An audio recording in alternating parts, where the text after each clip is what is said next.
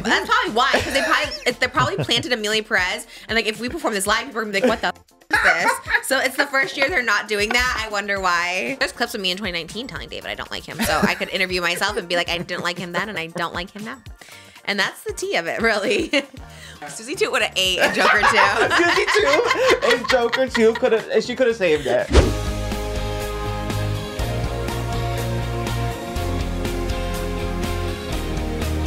Her name is Trisha. She's got the dish and all the gossip's filthy rich, pretty and big, hot topic queen, and says what everybody thinks. She's just Trish.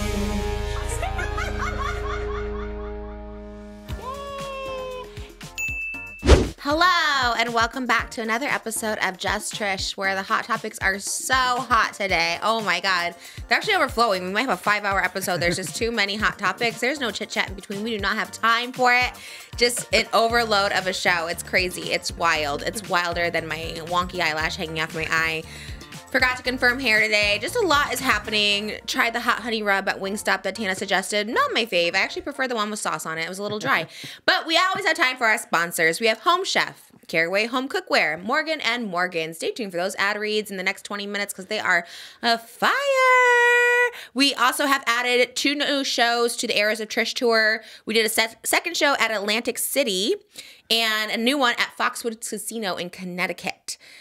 I guess I'm a casino performer these days because we're going to all the casinos, which is so funny, and I love it. So weird. I always think of old people at casinos. Like when you go to Pachanga and Temecula, it's just like a bunch of old people.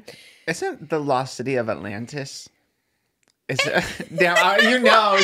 I'm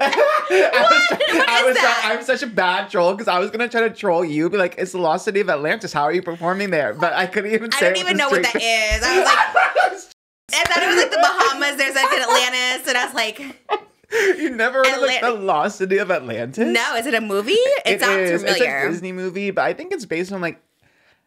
I'm gonna be so wrong, and I know people are gonna be like, "Just look it up," but I think it was like underwater. It was a city that got underwater, then it became lost.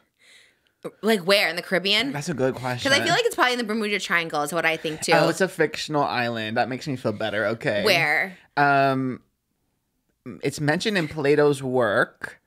Who's Plato? I think that's a philosopher. In the whatever. Girl, I don't know. It's fictional. Who cares? No one's going to be offended.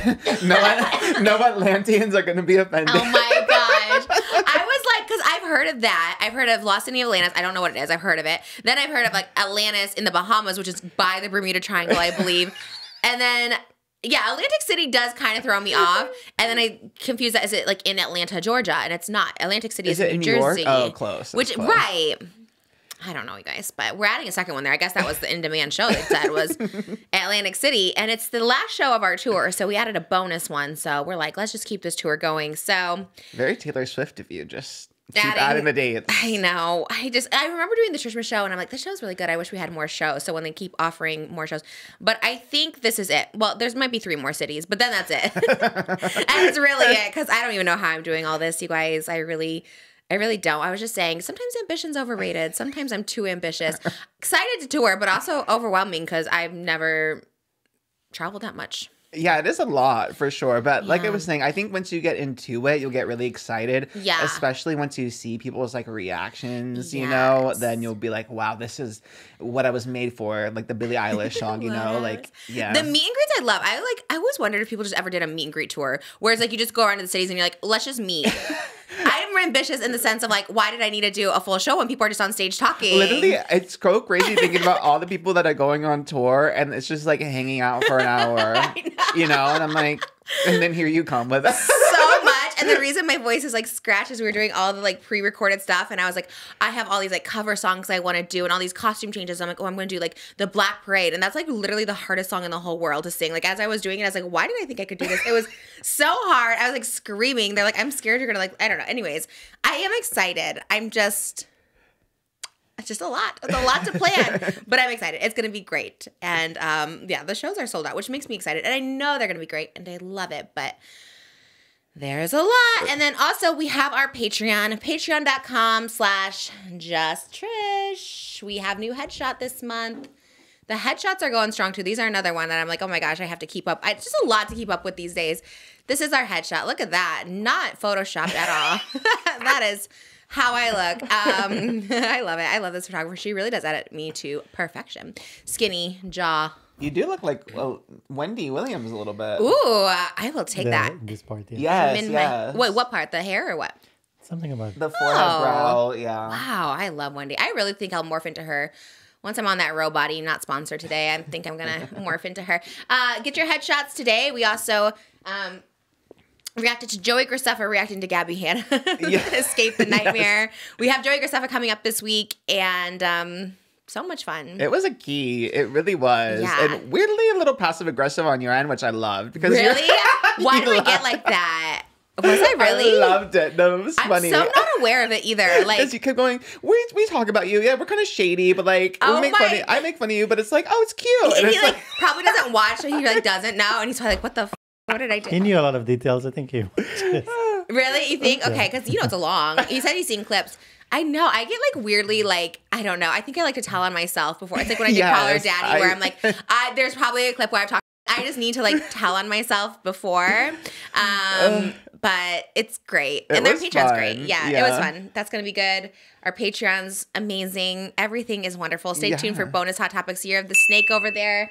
Happy Chinese New Year. Oh my God, is the lash crazy? I know, I try to fix it. I honestly don't even notice it. See it. It's too far for us to see. Really? Okay, because it's driving me nuts a little bit, but I just can't fix it. Yeah, if I like fixate on it, but from far away I can't. Just keep drawing attention to it. I feel it, you know. It's always when my glam does not feel, not that it's not great. I did forget hair today, so I had to do my own, but it's just like I always feel a little not myself, which is weird because surprisingly the one where I had no makeup the day of like no fire. Yeah, that one did really well. But I guess we're talking about David. Let's talk about David. What has he posted? Nothing. I tried to listen to his Views podcast and so boring. And I'm not just trying to be mean because obviously his vlog was entertaining, but like honestly, like they have like a bunch of guests. They have like 5 people in the room that you never heard of. It's like Natalie's sister talking about this guy she's dating in Australia. Like I listened, you guys. I was trying to find a hot topic in there. And I was like, I mean, and it's only 40 minutes and it was 38 minutes of them talking about finding a guy in Australia for Natalie's sister that no one even knows. And I was like, okay, T, but also what? He must have gotten, he had to get a cash deal to come back for that because there's just. Yeah, I don't think he did it out of passion for podcasting, right. You know? He just hates it. You can just tell he just hates it. He's like, no video, bare minimum. Like the bare minimum time as well. Like, yeah, it's literally like 42 minutes with ad reads, with ad breaks in there. Oh, all right, go off.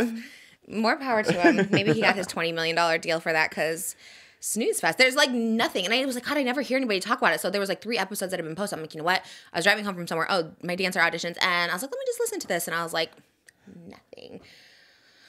Boring. Not here. Chinese New Year. Happy Chinese New Year. It's the year of the snake. Thank God for the new year. I'm sorry, but this January it was the old year. It's been rough. It's been rough. Just so, like, mentally. I thought I was doing okay because I try to stay away from the news, but I think I've just been officially mentally drained. Yeah, it's hard to escape it, and there's a lot of, negative vibes out there. So any excuse for a fresh start, I'm all for. So I put on my little snake hat today. Like, let's get into it. Let's get into this. You remember the theme. Is that a Reputation one, or is it just a snake hat? Just a random snake hat that... I don't even know the lore. I think I found this hat somewhere. I don't even remember. Like on the street? I don't remember. I did put it in the washing machine, though. Did you really find it out in the street, like in the open? You're just like, I'm going to take this hat. I think maybe Darian got it for me or something. I didn't purchase it myself. Okay. Is what I'm trying to say. So I don't know. I don't remember the lore, but I did find it, and I was like, this is good. Snake representation today. I'm really channeling. This is, I feel like, my year of the snake. You have it on your arm all year round. Yeah, so. Exactly. I did meet... Oh, yeah. Oh, my God. You teased the story and I forgot. Oh, yeah. Well, I can give you a hint. Okay, the first person I met someone we talk about all the time on the podcast. I know you would have been gagged. And I couldn't post the picture because it had a reveal in it. So they're like, can you wait to post the picture? But I literally was... But you can talk about first of all, what the... Yeah. So, it'll probably give some hints, but maybe you can guess. So last week was crazy because I was like pre-recording stuff for the tour. I had dancer auditions, whatever. So I was like in the valley. Like hundreds of dancers. I had hundreds of dancers up, which is crazy. I wonder if they knew it was for me. I think they did know it was for me. Yeah, because they knew. Yeah. So, okay, right. So, and then I like whatever. I like literally turn in an alley. Like I park, I'm walking on foot. I turn in the alley and I see this person that we always talk about. Like and they're like, Trisha. And I was like, what? Like it was so crazy. But before that, because of the dancer audition, I met a choreographer who was a dancer on Taylor Swift's Reputation. Whoa. Do you know any of the dancers? Would you recognize? Yes, I took a picture. I would, because I saw that tour like 8 times. So, really? Yeah. Wait, let me get my phone, because I actually took a picture with him. I'm like, wait, maybe. I always defer to you, which is like probably the most annoying thing, because like I always talk about, I hate when people are like, oh, this person might know. Like, it's so annoying. Like, just say you want a picture with a person. Okay, so I'll show you maybe the person first, and maybe you'll get who I saw because of this person. So it was one of Taylor Swift's dancer who's now a choreographer. I look crazy, because I'm telling you this like literally in the alley. Do you know that one? Yes. Yes, I met him. Okay, so he was like, yeah, I danced for Taylor Swift's Reputation, and now he's like this big choreographer. So do you know who I met based on that person? I'm assuming, I feel like it's someone performing at the Grammys. No. But someone we talk about a lot. Chappell. No, she's performing at the Grammys. It's not one person. KATSEYE? Babe, you gave it away. Yes, I know. you gotta give him KATSEYE is my something. backup. You have to give him something. Yeah, there's the picture. I can't show the picture because they have new hair. I guess they don't reveal their hair yet. But isn't that crazy? Like all of them in an alley. Oh my god, and they always are rehearsing. Wait, is it? Yeah, I know exactly. Because I like always post there. Yeah. On their TikTok, on the KATSEYE TikTok. Look how fierce. They look like little brats. No, I am obsessed with them. Yeah. Manon's my girl. I love her so much. Yes. I love them all so much. Yes. But like Manon's my bias 100%. But I love them all. I know them all. I follow them all. I love Daniela. I love Yunche. I love Megan. I literally love them all so much. I literally thought of you. So my auditions were happening in and Mana sent me a DM. I had followed her because I think we might have talked about her. So I had followed her, but she didn't follow me. But I see like a follow back. And I was like so excited. Then I saw a DM. And then they're like, we're rehearsing next to your audition. I guess then they knew that it was, we're rehearsing next to your auditions. And I was like, oh my God, like I'm literally on my way. Like how late are you guys going to be there? And I didn't look at the response or see if there was a response. And so I just thought like, I was like a couple hours away. So I was like, there's no way they're still going to be here because I didn't get there till like late at night. So I park, whatever. There's just not a lot of people at the parking lot, and then I start walking towards where my studio is, and literally all of KATSEYE is in the alley, just like outside of their dance rehearsal space, and they're like, Trisha, and I was like, and obviously I was like, KATSEYE, like it was so crazy. They were all like so nice, so nice, literally the sweetest girls ever. I love them so much. I was gagged. They all look amazing. I just, of course, you know, my awkward self has no idea what to say. And there's so many of them. They're all so beautiful. And I was just like, you know, my first thing is like, do you want to come on the podcast? Like, I don't know. Because I'm just so like awkward. And they were all so nice. And they're like, absolutely. They were rehearsing for their next album and music video. And then, I know, but they all love them. They had new looks. So they're like, we can't debut the new looks yet. It makes sense because idols, I mean, I'm new into the K-pop world. Like, I only know a couple of like the girl groups. And obviously like the main one is like NCT and BTS and stuff. But like learning the lore through KATSEYE about how they like manufacture the looks and how it's so big that the way that they like make each member have like a distinct look and then they reveal it. Like it is everything. Oh my God. They were so pretty and so gorgeous. And yeah, I'm like in the middle of them like a little, I wanted to do the TikTok, but I was like, let me not push it. You know? That's like if someone comes up to me like, and I have this, I wanted to do it. I even kind of practiced in my head before. But I had people have come up to me in the past and be like, do you want to go eat at Cheesecake Factory with me? And I'm like, I mean, you don't just ask them on the spot like that. So I was like, let me not. And they did look cute. They were in rehearsal. But then their choreographer, who was the Reputation dancer, he came up with that dance for the TikTok. No way. Yeah. So I was like, did you come up with that? He's like, actually, yeah. And I was like, that's so tea. That dance is iconic. And then when they all do the thing, I really wanted to do it with them. One, I'm not confident. I couldn't even do it with you. So the fact that I could do it with KATSEYE would have been, so I just got scared and I didn't ask. And I was like, okay, bye. Like I left quickly, but I was, they were very, very They're the sweetest girls. I love them all so much. And it's crazy. Like, I didn't realize how young some of them are. I think Yoonchae is the youngest, and she's only, I think she's 17, or she either just turned 17 or 18, which is crazy because like, oh really? Yeah, they did look very young. Yeah, I think like Lara is a little bit older. I think in like her mid-20s. I think she might be the oldest, but yeah, that's crazy. The age, Yoonchae started at like 16, so I think she's either 17 or 18 now. Oh my gosh, so young. They're so young, and I know they're gonna be fierce. Like, Touch was already like a bubbling under song, like it got pretty big on TikTok and stuff. But I feel like they figured out their sound, their look, and I think 2025 is gonna be fierce. Yeah, and even their Instagram, it's great. They're like a Western K-pop group, meaning like they mostly speak English and stuff, but like. Whenever they post any of them, like I was looking at Daniela's Instagram this morning, posted like 11 minutes ago, had 50,000 likes. I was like, damn. Oh, really? Yeah. That's wild. So they're just like humongous. Yes. Which is like so crazy to me. They just look like pop stars. Yes, they have the it factor. They do. All of them. All of them were like so gorgeous and so pretty and so nice. And I was just like, and I love that each represent like a different like culture. They each bring something different. Oh, I love them so much. I know. I thought of you, and then they were like wrapping up because I was like, oh my God. I literally would have texted you because it's pretty close to you. And then they were like finishing when I got there because I got there so late. I was surprised they were even still there. So I was just like so excited, and everyone was really nice. And yeah. And then of course, I'm always like I'm literally so awkward. I'm always just like, I don't even know. I'm just like, all right, bye. I don't know. I like wish I could be more social and cute because they were so social and nice. And I just like, I ruined it all the time. I think I also didn't look good because I was at the recording studio, so I couldn't even like get ready. I just assumed I was just going in like my sweats, so I didn't look cute. But they're like, I mean, that's them looking like fierce, whatever. But they're also like cool. I mean, granted, they're so pretty, so even like in their natural, like that's what I'm saying.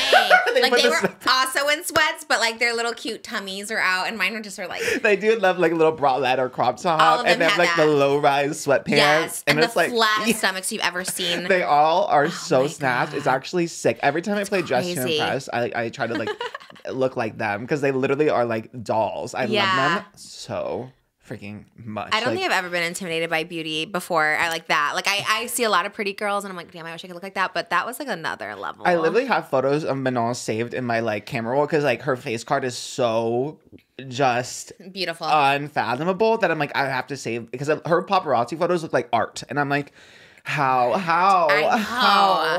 No, like just actually perfect skin, everything. I was in awe. I was starstruck. I wanted to post it right away, but good thing they told me. They're like, oh, well, you have because I probably would have. You would have had a meltdown like on social media. They told me I could talk about it. I was like, can I talk about it? Yeah. And they're like, yeah. They were so like so nice. Love. It's so good. And then like the KATSEYE Twitter too, and like they have like.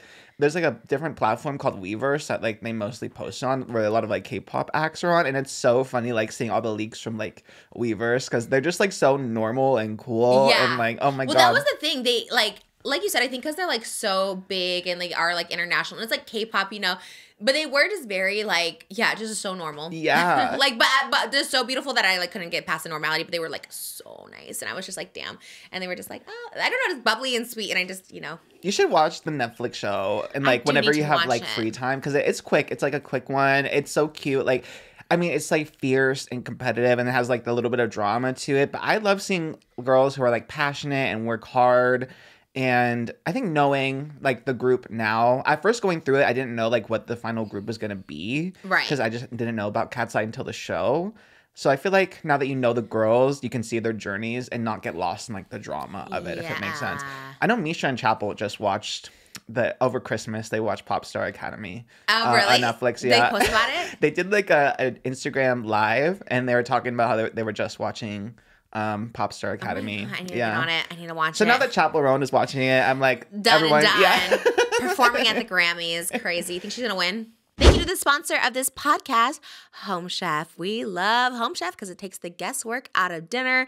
If there's one thing in this household is we can never decide on dinner. This is a true story. Even the past few nights, we were just like, we can't think of anything to cook. So one of us just ends up not eating or just making some noodles that we've had in there. With Home Chef, they give you meals that are nice, cozy, full meals ready to go. So you don't have to prepare, don't have to go to the groceries, don't have to break the bank by having takeout. Super, super easy. The cold weather is here, so we just love these comfort foods. There's a variety of options to choose, and you can pick the plan that is best for your family. We love Home Chef taking the guesswork out of dinner. Home Chef delivers fresh ingredients and chef-designed recipes conveniently to your doorstep to simplify your cooking experience. Users of leading meal kits have rated Home Chef #1 in quality, convenience, value, taste, and recipe ease. You do not have to be a pro chef to use Home Chef, let me tell you. But it does taste delicious, the flavors are exquisite, and it gives your taste buds something new. Whether you prefer classic meal kits with pre-proportioned ingredients, quick 30-minute recipes, oven-ready options, microwave meals, or dedicated family menu, Home Chef has everything you and your family need for hassle-free, delicious dinners. They have over 30 options a week and serve a variety of dietary needs. Plus, it's economical. Home Chef customers save an average of $86 per month on groceries. For a limited time, Home Chef is offering my listeners 18 free meals plus free dessert for life and, of course, free shipping on your first box. Go to homechef.com/Trish. That's homechef.com/TRISH for 18 free meals and free desserts for life. Homechef.com/Trish. Must be an active subscriber to receive free dessert. We love you, Home Chef. I think Chappell will probably at least win Best New Artist. Yeah. Because she is like recording Academy darling, I think, at this point, when you see like, you know, she's collabing with like Elton John and stuff, you know. And then my prediction is Best New Artist and maybe Song or Record of the Year for Good Luck, Babe. It should definitely. Like, what is more than that? Like, what would be a winner next to it? There's other... Let me look at the full list of categories. There's that one Shabuzi song that your friend Shabuzi. He is my friend. Yes. Yes. And it was like, I think it has was one of the top running #1 songs on the Billboard chart. Though, I'm not gonna lie. Is it the 1, 2, 3? Yeah, I think it's that one. That was good. God, I do love him. I need to hit him up. He was another one who's like so polite. You're just like, I don't know if he's actually from the South or what, but like he literally was so nice and so polite and was so sweet and like humble. I love people like that. I still think Chappell should get it though. I just feel like that song is truly everywhere. Like literally Malibu sings it every single day. Like every day she sings Chappell. It's crazy. Like around that. Well, she sings Hot to Go. She loves. Like randomly. Just like, out of nowhere. We're just walking back from lunch and suddenly on the street she just starts jumping and singing the song. On the street. She's like HOTT. I love that. And she's 2. And I'm like, and I don't like listen to music in general. So she just heard it a few times and that's like her song that she goes to. For Record of the Year, it's Now and Then by the Beatles, Texas Hold'em by Beyonce. What? The Beatles? I know. I don't know how they snuck in. I mean, aren't they all dead except for like one? How the hell are the Beatles That's nominated? a good question. That's forget. actually crazy. Texas Hold'em by Beyonce, Espresso by Sabrina Carpenter, Oh, that's good 360 by Charlie XCX, Birds of a Feather by Ooh, Billie Eilish, ooh. Not Like Us, Kendrick Lamar, that was another huge one. Good Luck, Babe by Chappell Roan, Fortnite by Taylor Swift. So I think Record of the Year, my prediction is Record of the Year will either be, I kind of feel like it might be Not Like Us, to be honest, by Kendrick Lamar. It's the Drake diss track. And it was so popular. What? Do you know it? How does it go? No, I don't know it. I didn't really get involved Oh. with the Kendrick versus Drake, but I know it was a huge song. You've seen it all over TikTok. Yeah. I think I heard that song. I think if you hear it, you'd probably know. You'd recognize it. He's a Super Bowl halftime show, right? Yes, Okay. he's performing at the halftime show. And then Song of the Year is Shabuzi, a bar song. Birds of a Feather by Billie Eilish. Die with a Smile by Lady Gaga and Bruno Mars. Fortnite by Taylor Swift. Good Luck, Babe, a Chappell. Not Like Us Again by Kendrick. Please, Please, Please by Sabrina Carpenter. And Texas Hold'em by Beyonce. And the difference is like Song of the Year goes to like the songwriters. So I think like Good Luck, Babe is such a beautifully written song. So I think if it was gonna win one, it would win Song of the Year. Chappell wrote it, right? Yeah, I think she wrote it with like 2 other people. Yeah.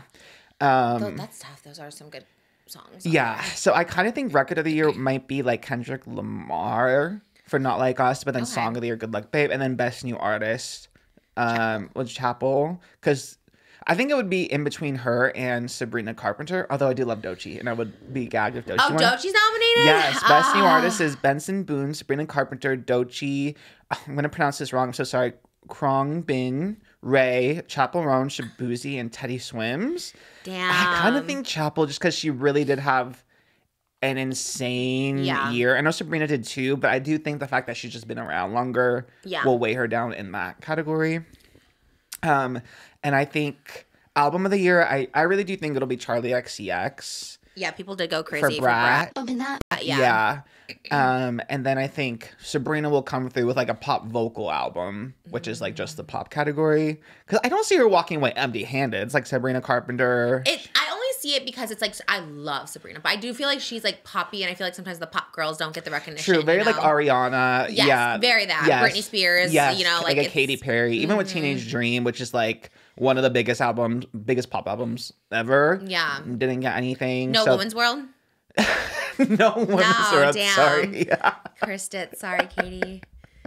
Damn. Okay. Well, yeah, Sabrina is so good, but yeah, I fear that. That's true. Usually, like sometimes the pop girls who really do make just like the fun pop music do get slept on. You are right about that, actually. Yeah. But she does have some like Please Please Please is a really good like almost little country.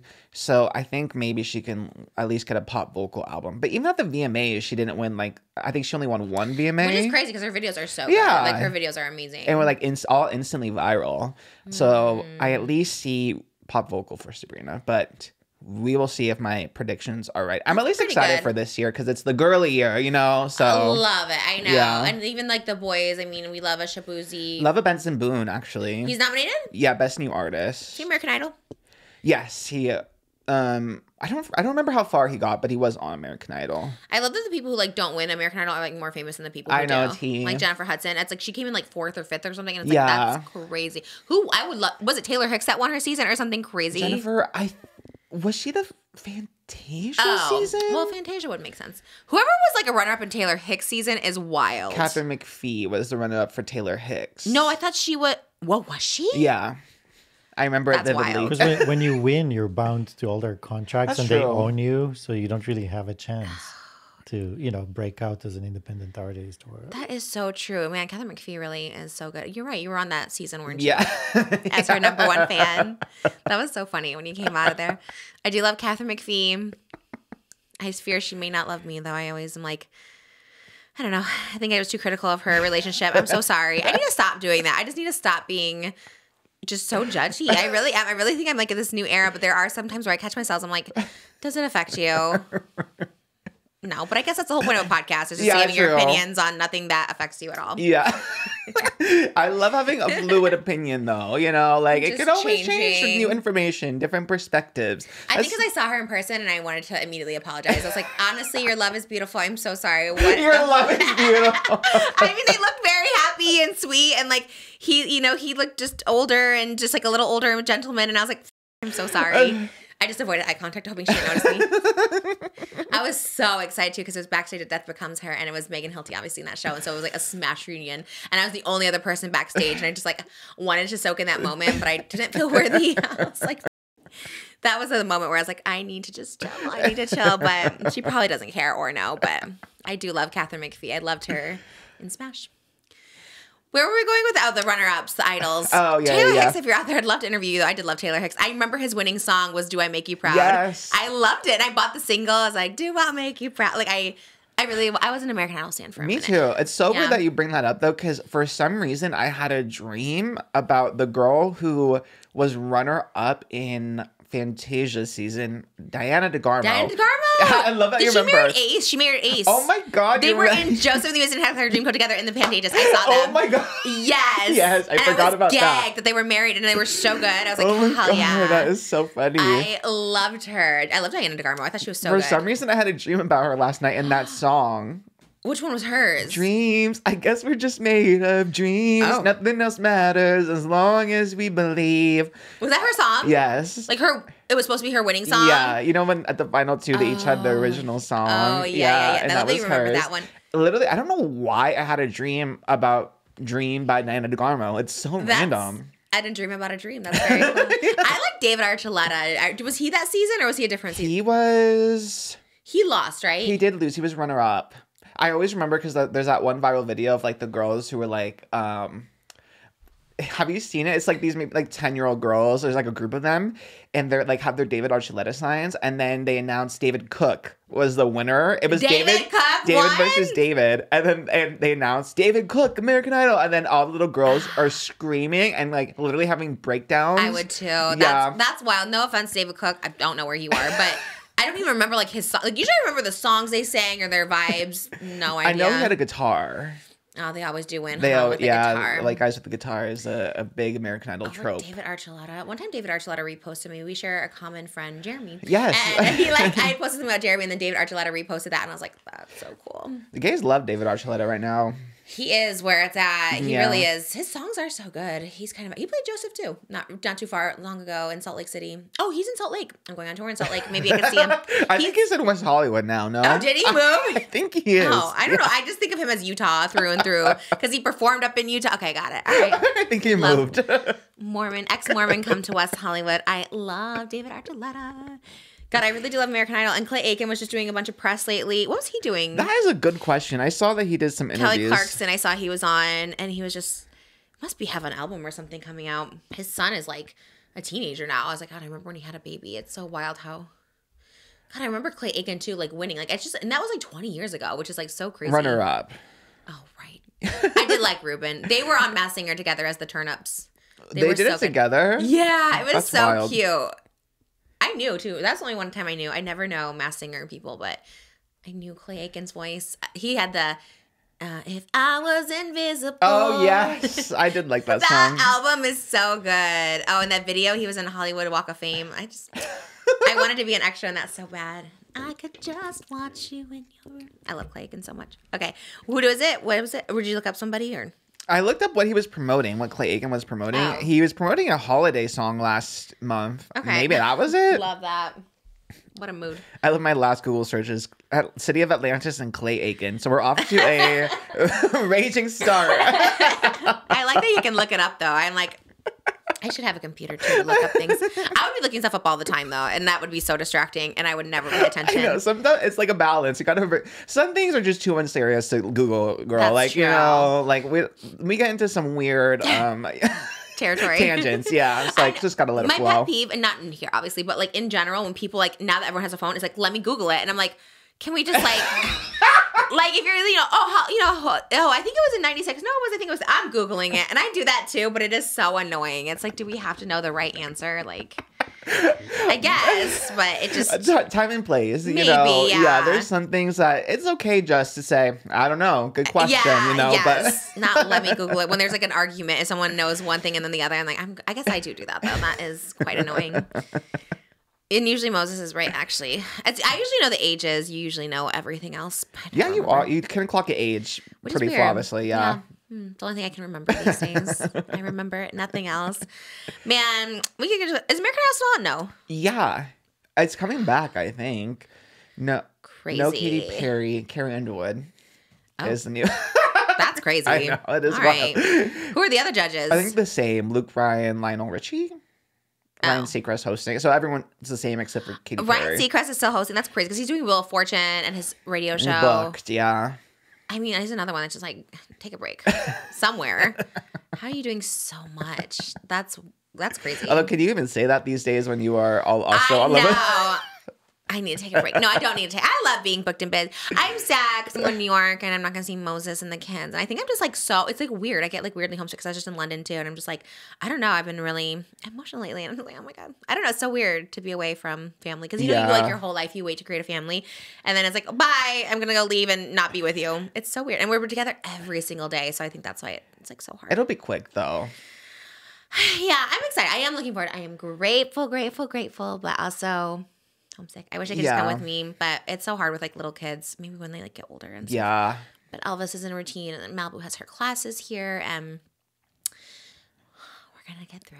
Yeah, I mean, and it's also a good cause and an iconic cause as well, yes. you know. No, for sure. Oh, no, it's like literally like my literal dream come true. Yeah. And then, it's all for a really good charity, entertainment, community fun, and like that I'm really excited about. And I always wanted to give back more, even though it really is. I feel selfish because it's like my show and it's like the funnest thing ever. But I am excited. That's my 2025 resolution. I need to be more philanthropic. I need to go. I really do want to do like when people go make those giant things of pasta. God, Alexa Oakland did it. She did it? Yeah, did you see her TikTok? No. They have like 20 million views, and during the fire, she was making huge bolognese, actually. And she was like macaroni. I was like, I donated to her Zelle because, you know, they would be like, oh, if you guys want to donate. But I was like, I really should do that. She was like boots on the ground. She made literally, I think she said like 400 meals of bolognese. So I was like, God, she's really living my dream. We need to do that. God, you can make that. But it's just crazy. It's just her and her boyfriend doing it. I'm still in awe. I'm still like, Joey too. You guys will see on Thursday episode. He's just talking about like finding dogs on the streets and taking them and on fostering. I was like, wow, you're like an angel, and that's how he spends his days. It's just doing that all by himself. I was like, I need to do more. I need to do more of that for sure. That's my goal. We forgot to even give out these, I guess. I was going to tell you. You were? I saw you. Yeah. We have our annual tradition of our red envelopes. Oh my God. I have mine from last year. I always keep it. Oh, you do? Did you ever spend your 20? Did you spend your money from last year? His is, yeah. What, did I get the right ones? Yeah. Okay. No, it's more I just want to have those cute mandarins. It's you want the mandarin? cute. Oh, yeah. No, that's for him. Why are there mandarins Or on show me here? yours. That's for Oscar. Oh. Oh, because of the faces? I do love the I little think they're the faces. same amount. Or did you put... No, everything is the same. It just It's cute. You like... Yeah. It looks like It's Oscar. cutesy. Okay, that is cutesy. Did you spend yours from last year or no? I think I did, yeah. I Okay. still have my Mr. Beast $1 bills, but I think I still that have you 20. kept, but not the lucky. Are you supposed to spend... I don't know what you're supposed to do with this. I don't know. I like the idea of like one day having a lot of them.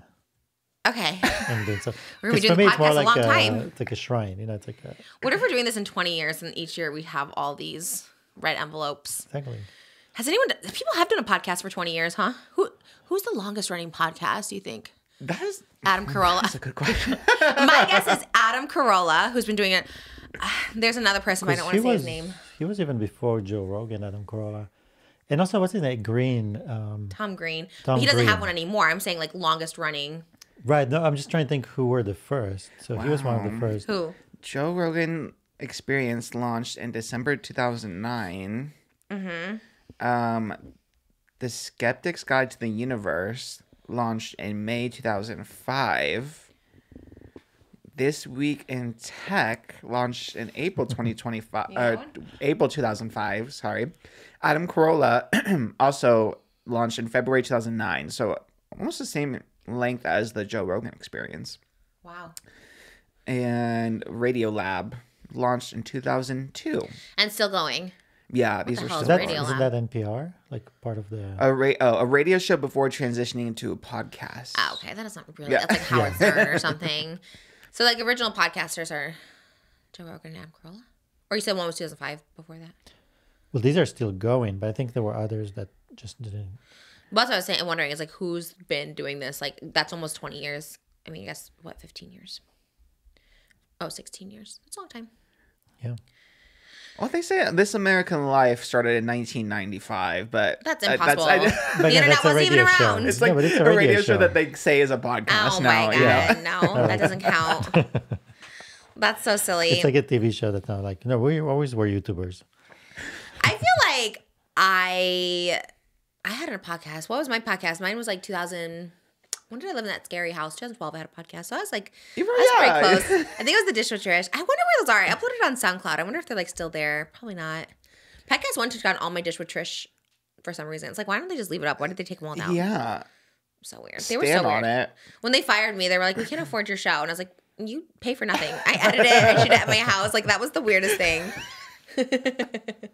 That was so odd. Like, to say you're booting me off the network. They got me nothing. I don't know. That was so odd. That was so weird. Love Podcast One. They have Kyle MacLachlan's podcast, and I want to be on it.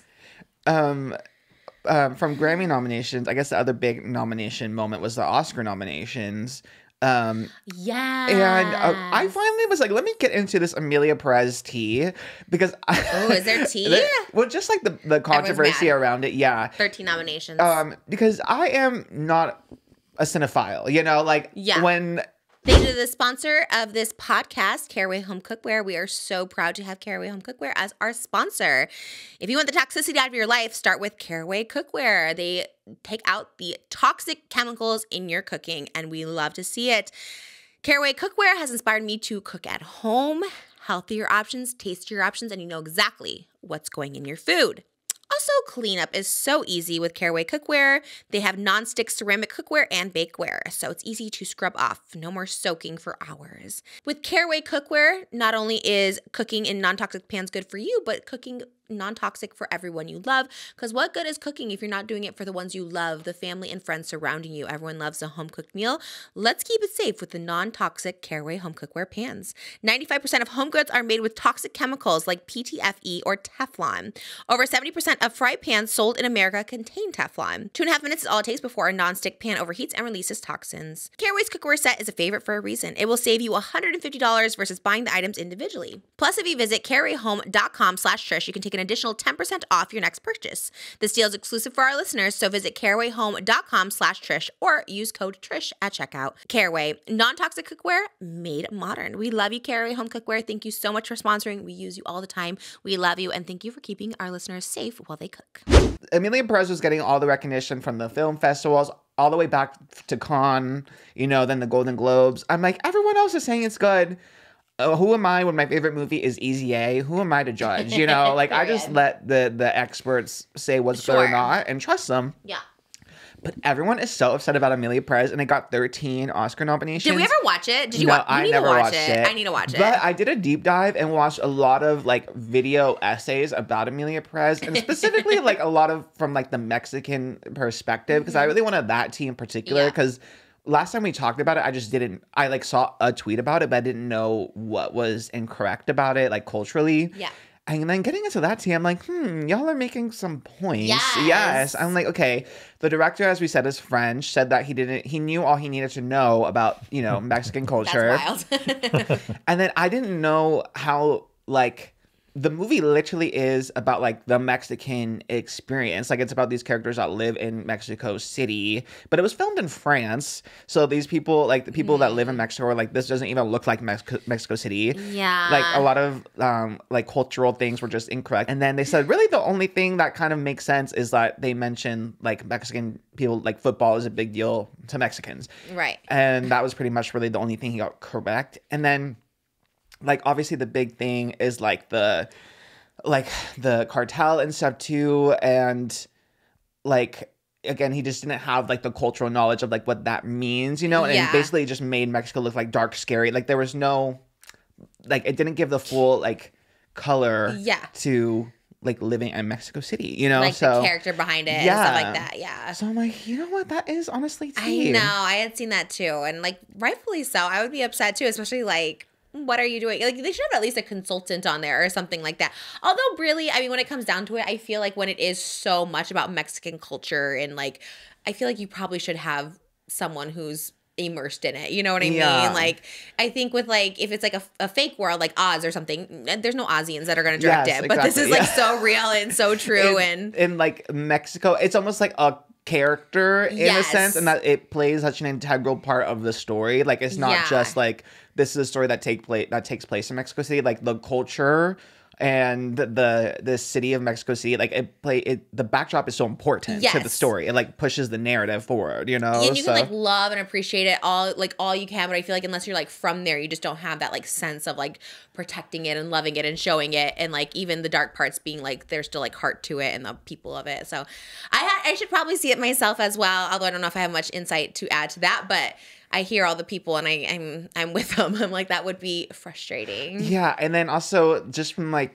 the audience perspective, even take out that controversy, I suppose it's one of the lowest reviewed movies on Letterboxd right now. Out of all the awards nominees, it has the worst reviews. So weird. And it is so weird. And then it has the formula of an Oscar movie. So I guess that's a big commentary about it, is that, it's a musical and it's about a drug cartel, and it has a transgender woman. It has all the ingredients of an Oscar movie. But there's so many movies that had that this year. I know. And got snubbed. And especially Wicked being, when you talk about musicals, how does it get more than Wicked? And again, I haven't seen it, but I've seen the musical numbers here and there from it, and it is wild. And maybe it's supposed to be parody and satire, and I'm not quite getting it, but it's bad. I mean, the musical numbers that I've seen are horrible, but maybe it's part of it that I'm not getting. You know what I mean? That's what I thought too. And then, but everyone makes a very convincing argument. Yeah. Again, that's why maybe I should just watch it, but also I don't know.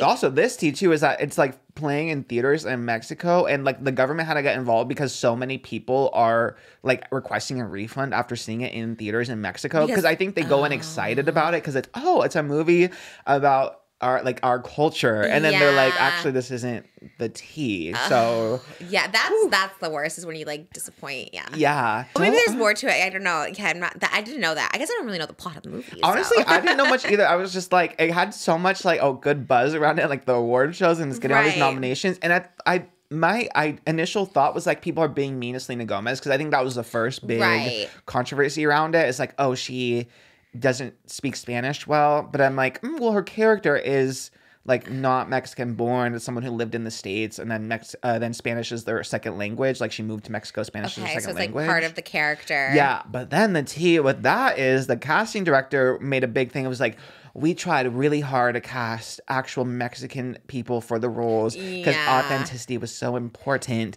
but there was honestly none. Right? They're like, they like couldn't find enough talented Mexican actors, which is like the craziest thing. That was wild. Crazy. Yeah, that to me was, I remember when we talked about before, that was the most wild thing I've ever heard. I was like, that's so insane. I can name like 20 off the top of my head. Like, that was so wild. It was so odd. And then after they cast Zoe Saldana, Carla, and Selena Gomez, and then they kind of made it they edited the script to make it like, oh, well, this character isn't from Mexico, but they changed the script to like make Selena's Spanish like make sense for the story.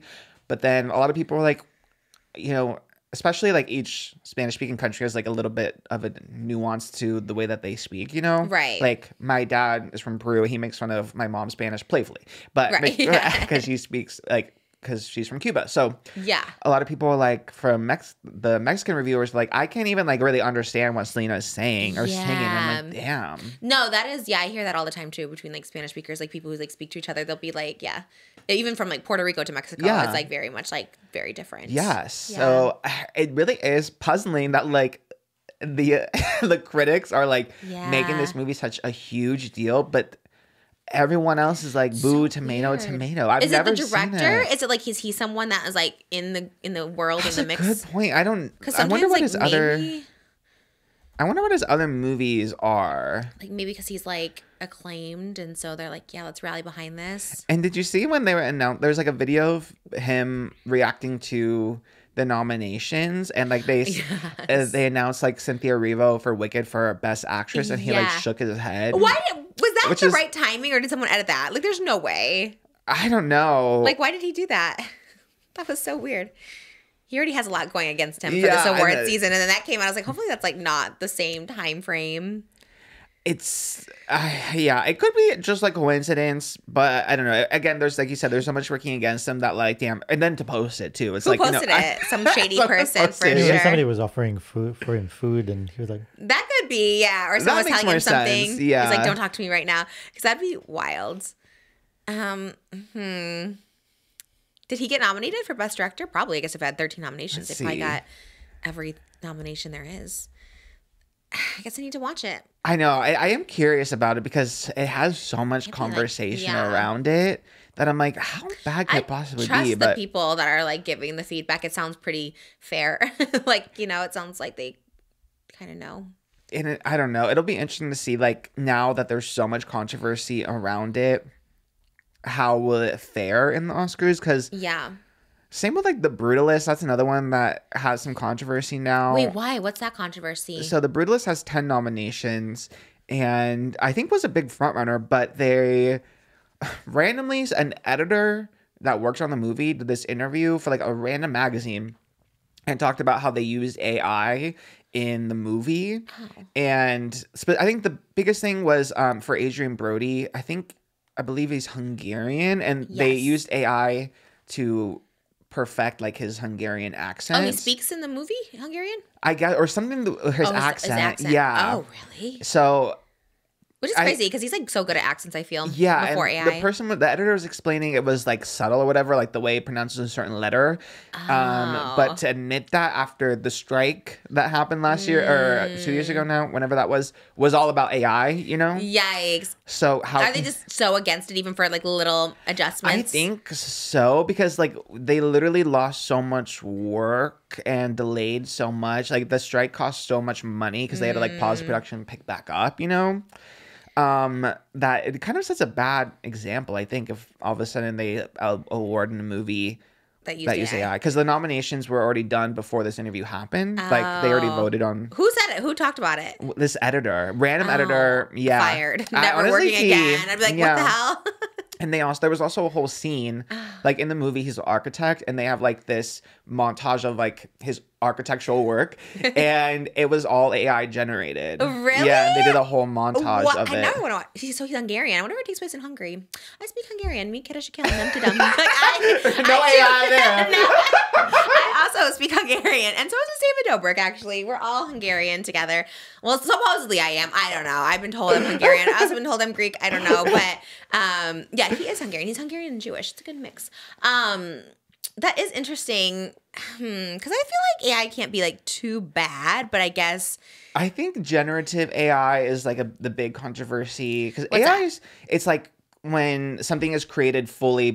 You type in a prompt, like for the movie, it's like you type architect, a certain type of building or whatever, like blueprints, and then it just creates it. They could have hired an architect or a designer to create those fake buildings, you know. Oh, I see. For example, that's a person that could have done that work.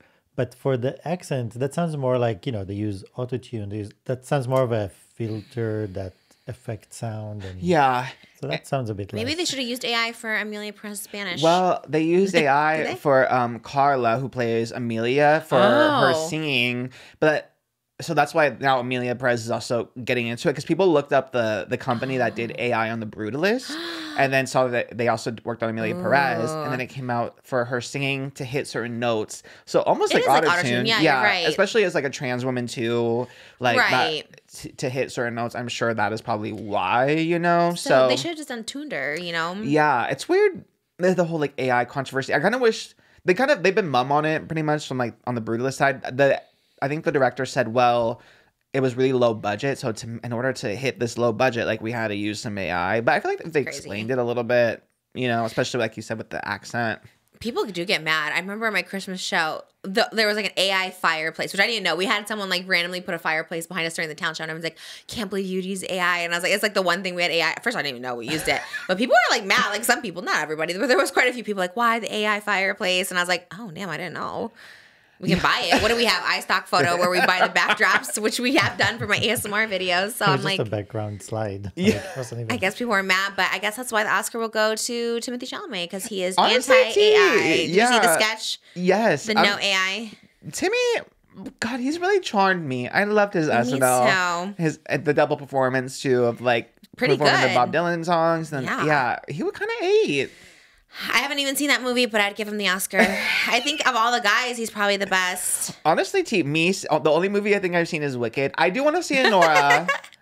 Yes, that one sounds good. Yes. But also left Intimacy Coordinator. It's reminded me of Blake Lively, Justin Baldoni. I was just like, interesting. Why does no one choose to have this in this day and age? I would demand it if I was on set. I'm like, I need it. But yeah. I think she's young, like Mikey Madison. She's young, and I think it comes down to that. And I think also they maybe just don't give actors the choice. Like, here's an intimacy coordinator. No, they did, she said. They gave her the choice. Yeah, I think don't give them a choice. I think just here's the intimacy coordinator, you know. I feel like they just should for everyone else around. Because maybe it's not her, but maybe it's like the background people being like, I felt assulted watching it or something. You know what I mean? I think just play it safe. And just have like, someone else. Yeah. Just don't be like, hey, do you want this? But here they are, you know. Demand that. I feel like that would have solved a lot of it. AI. An intimacy coordinator? All right. Well, that could work. That could be a robot just watching you. Even Google now is like when I Google things, it just goes to the AI response. I was like, that's so crazy. I know, it is weird. Same with like YouTube, like the AI chat summaries. It is weird. AI can be like a useful tool, but I think generative AI is where a lot of the controversy starts, because people just put in a prompt and then it generates things. Like Coca-Cola did like a AI generated commercial, like a Christmas commercial. And it just like didn't look good either. It looked like AI, you know? And it just takes, especially Coca-Cola, who has the money to hire animators and stuff, you know? Cut corners where they can. And it's also really bad for the environment as well. But what is AI? Generative AI. Yeah, it uses a lot of water and a lot of electricity to generate just like one little image. Yeah. What kind of water is it using? It just takes so much power yeah. But not water. Where's the water come into the power? It's probably usually it's to cool down things, but I don't know. I mean, the monitors, it's cooling them down. Bring in the water. It's kind of like the Industrial Revolution. That's the same thing happened. It's just happening now in the computer space or programming space. Is the fear like, well, nobody will have a job one day? Yeah, that is also a big thing. Yeah, because like editors, there's AI that can edit videos. You know, there's AI that can replace art. There's AI that can do blueprints for buildings. So probably not doctors, huh? That's especially doctors. Oh, really? Yeah, because AI can read X-rays better than people can. Oh my God, that's crazy. So a lot of things, they'll actually already use it for but that. Can AI like deliver a baby? No. I don't know. Go be a OBGYN if you want job security. But then there's the other thing. Could AI replace you? Absolutely, I really don't think easily. so. I don't know. There is a humanity to your opinions that I think is truly irreplaceable. I wish I had AI sometime. Just give me my opinions. Be so much easier. I would like to. That'd be cool if like I could just monetize myself. Like here, use me as an AI, right? Or no, not the generative type. The degenerative type, the ungenerative. I'll be the one that doesn't consume water, electricity. Yeah. Whatever that one is. This whole world, like that's what I'm saying. That all just like seriously overwhelms me where it doesn't feel real. Where I'm just like, I hope that's after my lifetime. Honestly, it's like too much. Very overwhelming. There's only so many like crises that I can like process at once. Like I can't process too many big world events. Like it's you know what I mean? Much. Yes. To me, it's like our Oppenheimer is AI. You remember when they were all scared of it? Was it the atomic bomb? That's gonna be us, and they're gonna make this movie about the time we were all scared of AI. Yeah. Whatever happened at the end of Oppenheimer? Did it come? I mean, it is based on reality, so. But someone will make a movie. That's why, like, when that was getting all the awards, I'm like, I trust y'all that it's a good movie, but I want nothing to do with it. I would never watch that movie in a million years. No. Not even if they offered me to be in the sequel. I'm like, I still don't want to watch the first. I probably would honestly turn down the sequel. Truly. I don't think I could be in Oppenheimer too. God, it just sounds so boring to even be on the set. This would be awful. Josh Peck and Oppenheimer Oh my God, I forgot he was in that. Good for him though. That's actually kind of crazy. I'd probably watch it just to see what he did in there. I am curious. Like, good for him. How did he get cast in that? I don't know. I don't know. He was just around. Yeah. Me and everything. She was just around. there. Yeah. That's why. Like again, I had the same effect with like EMELIA PEREZ. I'm like, I trust y'all that it's good, but I guess now I just can't trust the critics willy nilly. You know, I think we trust them all that it's bad because everyone's saying that it's not good. I know. I trust the people. I guess maybe that's the ticket. Yeah, people also really liked Oppenheimer, so. But I know. But that's the thing with EMELIA PEREZ. I have not met one person that watched it yet. So to me, that's a sign that this is not a movie that's coming from the people up. It's coming from the inside. From the top down. The plant. Yeah. It's definitely a top down Who's movie. the director of Challengers? What's that guy's name? Luca Guadagnino. And he didn't get nominated for anything, no queer. Because you thought Challengers might get bumped because of queer, and then queer didn't get And then queer got nothing, yeah. So no one got nothing. Challengers got nothing. No, didn't even get score, which is crazy because the score is great for Challengers, yeah. That's what I'm saying. Something's odd. Something's sus in here. And yeah, Netflix did a big push for EMELIA PEREZ as well. So it is odd. Like I said, it kind of gives like AI generated Oscar movie vibes, right? Because it's like, what is an Oscar winning movie? It's like, oh, a transgender drug lord. Yes. It's like in Mexico City. Yes. Yeah. It has like musical. Has all the things that it should be. Yeah. And it is, I mean, I think Zoe Saldana is really good in it from what I've seen, like in her little clips. Music is crazy though. Penis to vagina. That's what I'm saying. It sounds not real. Like it sounds like him. It literally, it's easy to sing though because they are kind of just sing talking. Maybe that's why it's getting it. They're like, we cannot keep up with Cynthia Erivo and Ariana Grande's vocals. Let's go with wild. this. And also, I love that they're not performing the original songs at the Oscars this year. Everyone's like, thank God. Wait, why? Oh, because that's probably why. Because they're probably planted EMELIA PEREZ, and like if we perform this live, people are gonna be like, what the this? So it's the first year they're not doing that. I wonder why. They're like, damn, this is going to be very embarrassing for us. Because that's never happened. That's so weird. But I think you're right. A few years ahead, they'll look back and they'll reveal the truth. We ask AI to make a movie that nobody has ever made before. with all the key points to a winning Oscar. Yeah, with all the plot. I mean, Wicked should have won. It's crazy. If Wicked wins nothing, that's actually the most crazy thing. I'm really rooting for Ariana. I think because there's so much controversy around everything else, and it's like, damn, she gets it. Yeah, she was funny.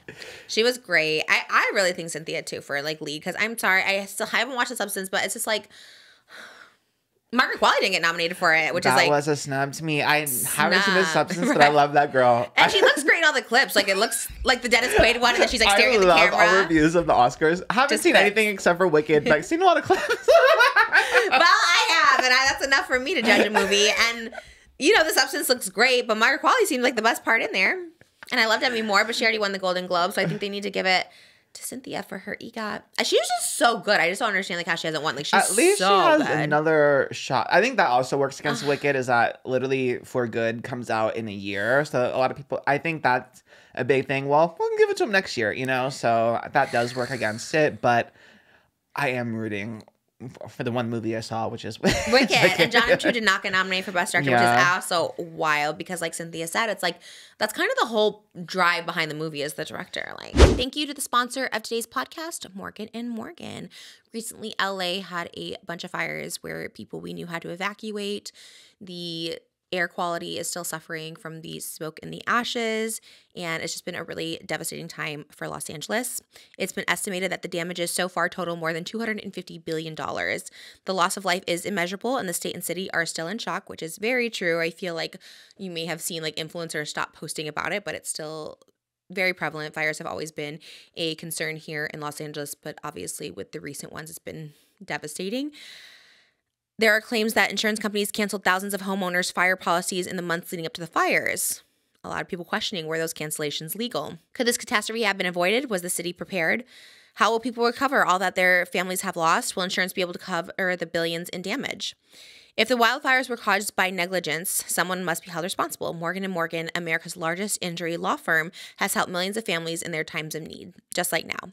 They were there for the PG&E wildfire and for the Maui wildfires, and now they are here to, again, help the families that have been affected by the Los Angeles wildfires. If you or someone you know has lost a loved one, a home, a business, or property because of the California wildfire, you can check out Morgan & Morgan today. For more information, go to CaliWildfireLawsuit.com/Trish. That's CALI wildfirelawsuit.com/TRISH to learn more. Thank you so much to Morgan & Morgan for sponsoring this podcast and for helping people in their time of needs.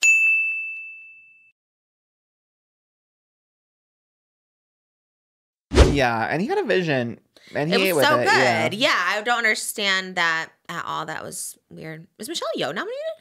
I don't think so. No, no. she wasn't. No, she just would like be won an supporting. Oscar, right, when she did The Wicked. She won. Yeah, she won an Oscar for Everything Everywhere All at Once, and after she won, she went back to the set in the UK with her I Oscar. saw that. Yeah, they were all very excited for her. That's crazy. I love how she's been doing press, and she's like, never saw Wicked before doing the movie. I was like, love that for her. She's like, I didn't sing and I didn't know Wicked. It's like, they had to beg me to do it. But, yeah, that's crazy.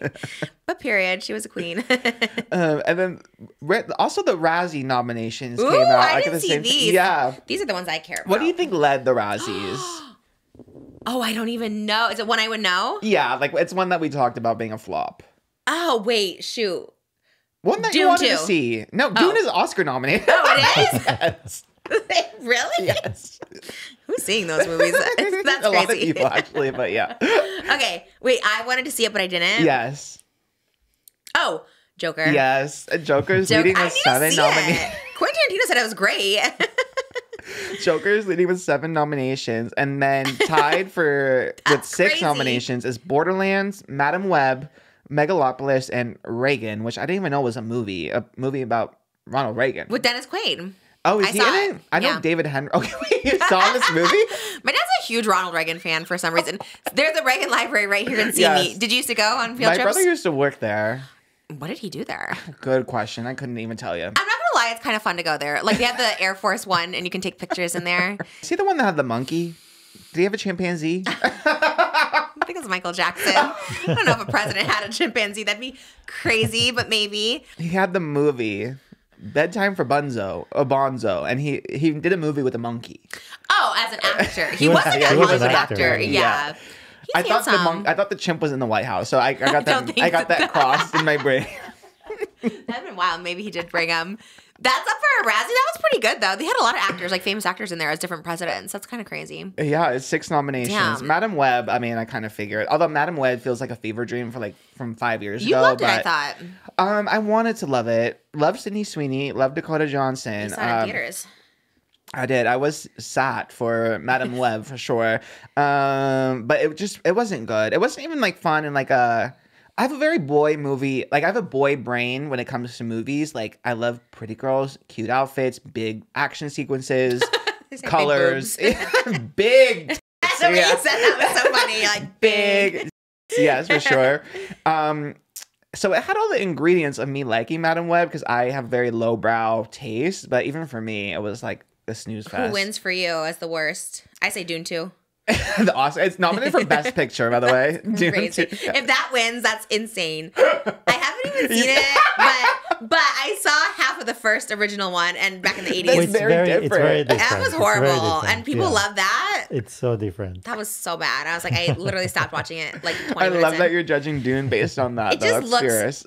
Like sand and just nothing great. The newest one is more aesthetic and less story, actually. Those old ones are more story, but very gruesome. To me, it's giving Star Wars.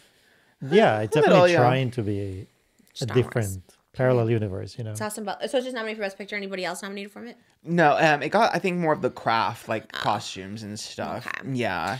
Who's your worst for Razzie? I've only seen... You saw Joker 2, didn't you? No, I didn't end up seeing what? Joker. Yeah. Oh, I thought you saw. I was going to, but then I forgot what I saw instead. Anything but I saw something else. I kind of think... I know Borderlands, from everything I've seen, was terrible. That's Eli Roth, right? He directed that. Oh, yeah. And I love Ariana Greenblatt, the little girl from Barbie. Oh, yeah. She's in that. So, and Cate Blanchett. No offense to the actors in it, but it was just a bad movie. Megalopolis, I also heard, was kind of terrible, too. Never heard of that one. That had, what's his name? He was in Star Wars. He was in Girls. He was in, what's his face? Oh my God, Adam Driver. Do you know him? Oh, yeah. He was in that, yeah. So I think that's my... We had a horrible movie. What did we see? I'm trying to think of my worst movie. There was a horrible, horrible movie. God, what did we watch? And I was like, this is the worst movie ever. In the theater? Maybe at home. Because, the one with the motorbikes you didn't like. Oh, the Austin Butler one. I just think no one saw it, so they're we forgot about it. That was horrible. That movie was bad. I liked it. It's definitely not for you. That's. I don't know who that was. I can't believe you liked it. What part of it did you like? The motorbike. Okay. The gangs. The gangs on the motorbikes. Wild. Yeah, maybe. I guess. Yeah, I guess. I don't know. Just something about riding a motorbike with other people. Oh, you were feeling it. Mm-hmm. All right. Well, did it make you want to drive one or something? When I was a kid, we had motorbikes. Oh, did you drive a motorbike? Mm-hmm. Okay, I didn't know that. Pretty crazy. That was horrible. There was one more that was horrible. There was another movie where I'm that was the worst movie I ever saw. I swear we just watched it recently. We stop? Because you saw a lot of Christmas movies. So. No, none of the Christmas movies. I love all the Hallmark movies. They all slayed. Hot Frosty. Merry Gentlemen. But there was one that was so bad. I swear we talked about it here. I know, it does sound familiar that you said that we had to stop it. It was bad. Yeah. We must have stopped, right? We didn't even finish it. God, that's so annoying. Yeah, we definitely did stop it because it was so awful. Okay.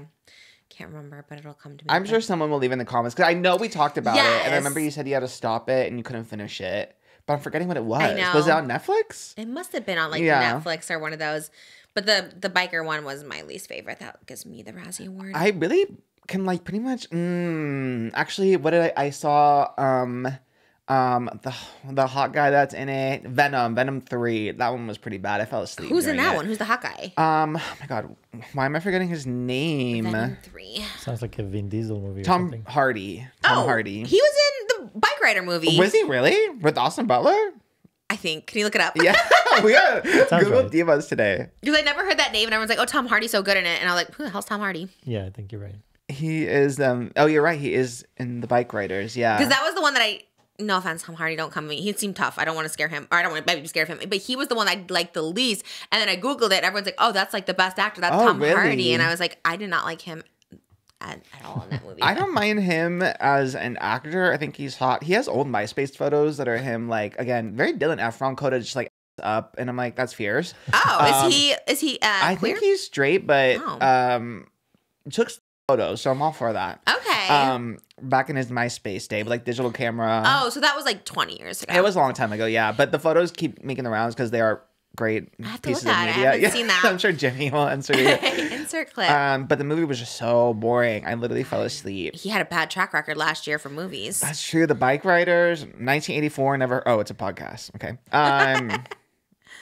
Yeah, that's pretty much it. Damn. Joker going from winning an Oscar for Best Actor to like a Razzie Award. It's crazy. What happened? I think the director didn't really care. Like, isn't it the same one? Money. Yeah, but I think it wasn't supposed to be a sequel, and I think he just wanted money. Relatable. And then again became a musical all of a sudden. Very Amelia Perez. I think they thought the musical was going to eat, but right, they're like, Wicked's coming out this year. Amelia Perez, let's compete. It's the year of musicals, mama. Yeah. Let's put a little song, a little Susie 2 tap dance number in here. Susie 2 would have ate in Joker 2. Susie 2 in Joker 2 she could have saved it. She could have saved the movie. I love her. She might be a fave. So good. She would have been so good. She followed me on Instagram and I felt so famous. I don't think I ever felt more famous. No, I get scared, you know. No, when the queens follow you for sure, especially when you're watching them like weekly, you're just like, oh my God. I know. So exciting. I felt famous, especially because I love them all so much. Me too. And I'm like, I especially gay validation, like, because I love gay things. So, yeah. like, same. That's why I'm like, wow, so they've acknowledged. Yes. Joella hasn't followed me. She's the only one, and she's such a queen. I wanted to wear the mattress today, but I couldn't find someone to do it quick enough for me. Okay, it's so funny because, again, this is the Drag Race segment, but we kind of have to because it is so iconic. What did you think of Joella's look? Because for some reason, when me and Darian were watching it, he was thinking of the perspective as you as a guest judge for some reason. So he was saying for each look like what Trisha would think of it. That's so funny. That is like a dream of my life. I would have given her a 10 out of 10, Joella. That's what I said. That's what I said. I love the take on it. Like, I don't know, one of the judges was like, why would you waste that on this runway? I was like, she's giving quilts. To me, that was quilt. Honestly, someone should come out with toilet paper, but other than that, I think that's good. I can't believe you said that because that was my idea. Quilts in Northern. Yes, that's what I think of, and it was giving me a little toilet paper with just the texture. Yes. And I was like, oh, I would have loved to see like a giant toilet. I love it. She went a different direction. Everyone else was in quilts, which I love, and they were so good. But she came out as a mattress. I knew it. He's like, this is the one look that Trisha wouldn't like, and I said, oh no. Oh, I think she would be like, oh my God. I said. You'd be like, Michelle, I don't know what you're saying. Oh my God, I love that you did this. I think it is so cool that you did a quilt. I like love the quilt. It kind of looks like a pad to me, but I love pads. Oh yeah, it was a pad with your face poking out. And you know, sometimes you also want to serve a look like today, where it's like, yeah, I'm feeling a little chunky. Maybe I just want to wear something to cover me up. And I love that. And she made it fashion. I loved it so much. And what she had under there was really fierce. When she took it off for the lip sync, I was like, fierce. I thought she looked so good. I loved Rue on the back. I thought that was so clever. Like, I loved everything about it. And to me, that was like the ultimate in camp. How they couldn't see that. I was like, what? It was wild. Like, I loved seeing Joella walk down that runway in a big she quilt. Is beauty and grace. She's what is opulous? Is that the word she is? The premier opulent LA she is. Asian diva. Period. Yeah. That's all I know. I only know Joella. I know no one else. You see, Sasha Kobe used her sound. Yeah. So good. And I was like, oh, so good. I literally love them all. It's sad to see her go so early because she gives. She definitely gives. Her face, her body, like everything about it. I tell Mose all the time because I'm going on tour. And so I was like, oh, I could wear that on. I think it was Joella's pink outfit when she took the mattress off. I was like, I could wear that outfit on tour. Yes. She looked so good. So she was giving me inspo for my body type and how to dress because so many of those queens, I could never wear those outfits. But hers, I was like, I could wear that one, I think. She looked good. She ate. I was so sad. Spoiler, so sad to see her go. I was like, damn. There's so many good ones, though. And truly, I know in the past I've gotten into beef with other queens because I'm like, oh, they should have gone home over this. I do think everyone is so good, so it's not like I would say who should have gone home besides Joella, but I genuinely do love everyone this season so there's no villain. Much. No, I guess it's so funny because in the beginning, like when they did the interviews before this season, like all the other girls were like, who's the villain of the season? They all say Arietti. And I think this is her villain origin because, like, you can kind of see after Michelle gave the note about, like, her makeup being too signature or whatever. Yeah, I like it. And getting red for her runway was beautiful, but it wasn't as quilted, I guess. So I think this is the villain. This is like the Joker. This is the villain origin no. story. And I do think she gets fierce. But I still love her. I love her and Jules. Love Jules Sparkle. Oh my god, amazing. She's so sweet. I do love Ariana. I like her. I like her makeup. Like her little, it's like a little reindeer or something like that. I like it's a little deer. It's cute. I thought she was pretty cute. That's why I really do love everyone. Anya Nerve, love Anya Nerve. Oh, and I was so happy she won because I was like, oh, I feel like she's been like, she always thinks of herself as like the underdog queen. Is she from like Cleveland or something, right? Like and she's like the only one from Cleveland, I believe, too. Shout out Cleveland. Tickets still available from Cleveland. Special guest Anya Nerve, maybe. I would gag. My family's from Cleveland. I love Cleveland. If Cleveland doesn't sell out, I have like 100 people in Cleveland that'll come. I love Cleveland. So when she said she was a Cleveland queen, I was like, yes, Cleveland queen. That's never heard of a Cleveland queen, and I loved it so much. She is great, and her outfit was amazing. She and really love good. her presentation. Yeah. I think she should give classes on like stage presence because the way that she walks and has like gives a whole character. They all have really good walks. They all are really good. I'm like, damn, I watch them. I'm like walking in heels and all that. Yeah, it's really impressive. I love all of them. I really can't pick like a front runner. No, I think if Lexi Love does give me winner energy, but I feel like it really could be any of them. But and I feel like because she's like older, she kind of deserves it too. Yeah. You know, even though she's like not. But lived a lot of life, you know. Lived a lot of life. She's very sweet. Tries to help everyone out, and she's But she left. Was it Hormonal Lisa? Is she there? She's still there. I love her. I forgot about her. I didn't forget. So cute. So cute. I love all her little outfits. And I mean, she's a little sassy, but like in the competition, in the challenges, she was like a little sassy, but then she's always so sweet too. Like she gives shade and sass, but then whenever someone is like feeling low, like she goes over and sits with them. Like Joella was sad. I don't remember if it was in Untucked or in the show, but Joella was sad and sitting alone, and Hormona just came. She's like, "You don't have to say anything to me. I'm just gonna stay here so you know I'm here." And it made me kind of tear up. I was like, "That is so sweet." Yeah, I really do like her a lot. I love her look. I love her vibe. I like her look out of drag too. I love a bob. I'm gonna be in my bob era soon. I think she tweeted that it's from Amazon too, which is even more fierce. Love. Queen. She was so good. I like the challenge this week too. The little like music video challenge. This season is a key. Like I am living. It's good. So good. And Michelle looks good. Every time I like look, you know, I just like God, she looks. I looked up her makeup artist. It was Lipstick Nick. I DM'd her. I was like, the makeup is fierce and flawless. They look amazing. Rue does too. Everyone looks amazing. Everyone looks so good.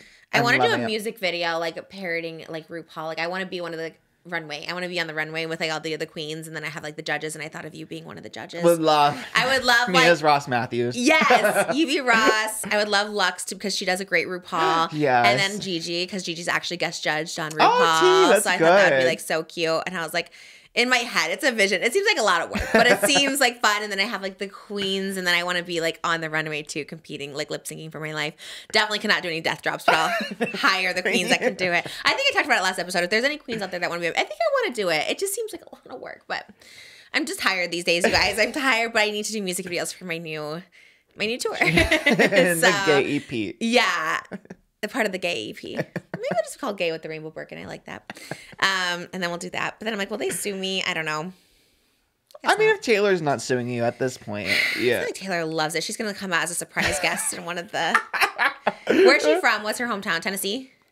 She's from Pennsylvania. Oh, what? Yeah. Why do I think she's from the South? That's so random. Because she moved to Nashville to do country music, and then she had a little fake country accent for like 2 years, and then she kind of lost it, but...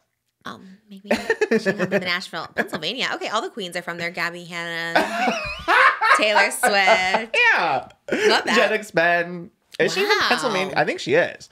So many. Yeah. What part of Pennsylvania is Taylor Swift from? I think it's a small town. I think. Yeah, I don't remember the city, so I think it's like a small like suburban area. And then she moved to Nashville at like 16 or something. You know the lore of Taylor Swift. I do. Yeah, been there. I've been through it all. Well, I love Drag Race. I don't know who the winner's going to be, but I do think Lexi Love maybe. I think she might be deserving. She's been around. She's sweet. Yeah. She's gorgeous. She serves the looks. Because they're just all so young. So they just give me all young vibes, which is wonderful, but also... Although Keisha Forgot does post me on her Instagram back in the day. So she has my little tote with my face on it. Like old school, like Trish merch. And I'm just like, kind of love. So... I have a little soft spot for her. And Jules Sparkle's also an OG fan. She like followed all of like I went to go follow like the queens, and it was like a follow back for her, and I was like, wait, gag. Yeah, she did give me the shout out. True, and La Leche. Yeah. So those are my two favorites because they like me. But I like Corey King. I feel like she gets Corey King too. Like a little bit. Like I loved her little chicken egg thing that she was doing, and they didn't get it. Very you coded. I loved it, and like I don't really get this. I'm like, well, of course you don't because you don't know. The artistry. It is artistry. Yeah, that's what I'm saying. I feel when people take chances, it's like, that should be rewarded. Even if you don't get it. I was like, I love that she did something different because that's what I remember from those challenges. Is her just spinning around in feathers. And do you like the name Lydia Butthole Collins? Hate it. So I was gonna say the butthole. I feel like that's a turn off for you. It's so off-putting.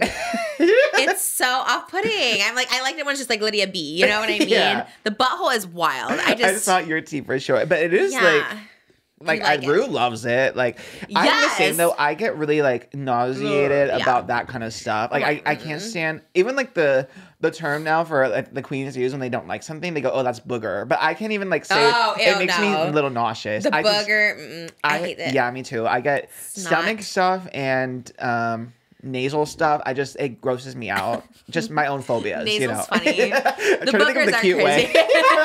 Because I used to put boogers on the couch when I was a kid. Did you ever do that? But that idea like literally makes my eyes water. Like me too. It makes me sick. Because I always knew where mine was, and one time I reached over and it was like on this side where I never put boogers, and there was boogers. And I was like, ew, someone else is doing it too. And it grossed me out. And I think that's why I hate boogers. It's nice you have dedicated areas. Oh my God. I was like, ew. Oh my God. Because I was like trying to put it where I don't. And I'm like, oh, yeah, boogers are gross. Even like Alex Consani on Emergency Intercom was telling her story how she like put a booger on the Hype House, like the H or something, like on the letters. Oh my God. Outside the house. And she was telling the story. She's like, they were all doing these TikToks and they didn't know. And even that, like I had to fast forward through it because it made me say, love them all. Yes. Alex and Ju and Enya, but I'm like, oh my God, I have to fast forward to this segment. She must have been like 15 or something when the Hype House was wrong because she's so young now. She's 20. What is she, 21? Yeah. I think she might have just turned 21 or something. Yeah. And that was a while ago, Hype House. 5 years ago. Maybe she was 17, 18. Wow, yeah. That makes sense. I'd put a booger on the Hype House. Remember when that was such a thing? That's so crazy. I know. With the, like, when TikTok was getting banned, like, and it was the trend of, like, POV open TikTok in 2020. And it was so, like, off-putting seeing all that content again. Like, do you remember your original, like, TikTok sounds that you remember from 2020? Oh, my God. Not even. I remember the songs for sure. Like, I remember Savage was, like, a big one. Savage, Renegade. Say So. Oh, yeah. Don't you say so. Yeah. So I remember those songs, like, so vividly, but it is so weird, especially seeing Addison now, I think. Just like cover of Rolling Stone, like just insane. Yeah, so seeing all these like throwbacks, I'm like, damn, she's come a long way. She really has come a long way. And Charlie, she's on Broadway. I just saw a clip of her dancing in and Juliet, and I was just like, damn, she's like really good. She's like really good on the stage. I think Joey Fatone is in that show now. Oh. It's so random. Because there's Romeo and Juliet, but then there's Anne Juliet. Yeah, so she's pretty good. It's good to see some because, like, I don't know. Alex Warren does pretty good. I think he moved to Nashville and he's doing his music.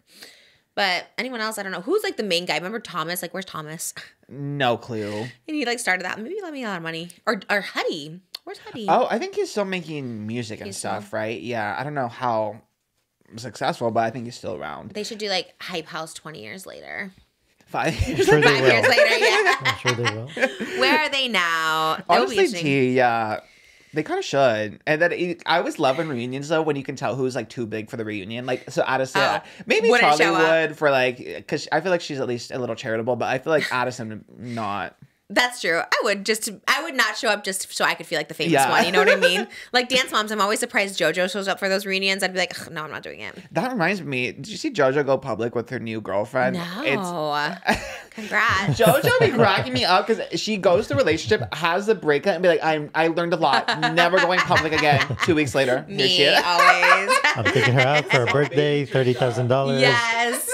I do. I accept her as my adopted daughter, my drag daughter. She went Instagram official with her new girlfriend, Kath Ebbs, who is an Australian influencer that she was first linked to in December. Oh, wow. And calls her girlfriend. She cute?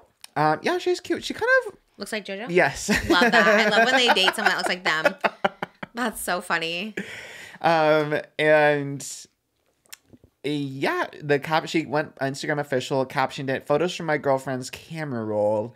And then Kath also posted on her Instagram and said, "A bit of queer joy for your feed today," which we love queer joy. We do love queer joy. Yes. We're in queer media, so we love to broadcast that. As we hold space in queer media pretty daily. So yes. Would we be in queer media? Yeah, we're all queer here. Yeah, so that's true. We're Okay. queer and we're here. And this is media, mama. So this is media, for better or worse. I love when Cynthia is like, am I in queer media? I guess so. That lady's so iconic. I wonder if she loves it. I think she does. She like plays into it. I swear, someone in my like live chat whenever I stream is like her nephew and always comments, "My aunt is the queer media person." Even the nephew is like, "That's my aunt." Be like, "Let me know if you want her in Just Trish." I'm like, maybe. Oh, would love. Remember when Timothy Chalamet did an interview? Yeah, he's like, "Damn." Elle Fanning was gagging that junket. Yeah, absolutely. I would be too. I was like, "Wait, what is our moment?" It must be so cool to be her now. So like every time you do a press junket, like the celebrities are like, "Oh my god, you're the queer media girl." And yeah. And like, where's my viral moment coming from? Yes. So good. But we love queer joy. Congratulations, JoJo. I'm coming out as a JoJo Siwa supporter. I really do like her. I feel like with our discussion with Joey and stuff too, it's like I really feel like she thinks I like don't like her or I'm mean to her. And I feel like I've always liked her and I really am a fan and I love her. I wish I could have her career. I think it's great. I feel like I would just give constructive advice, like criticism, like, you know, that's like actually like helpful. I don't know. And that's because I love her. If I didn't love her, I'd be like, all right, girl, just keep saying whatever. But I think she listened to my advice because she's toned down talking about like her friends and stuff like that. Yeah, you know, she kind of just focuses on herself. So yeah, I will never get over you being banned from JoJo Siwa Now podcast. That's what I'm saying. It is so camp to me. The podcast that has literally no guests except for JoJo in her JoJo merch room. I want to be in that 20 room. minutes long. Wow, that's crazy. That's lower than David Dobrik. I want to be on a guest on the 20. I know, girl. Let's with Cameron Bure, Candace Cameron, and Candace Owens. I love that. What? How, girl? How? I want to come on. Oh Let's make up. Come on here. I'll be like so nice. I promise. I really do. And Work I really it out on the remix. Would love JoJo Siwa.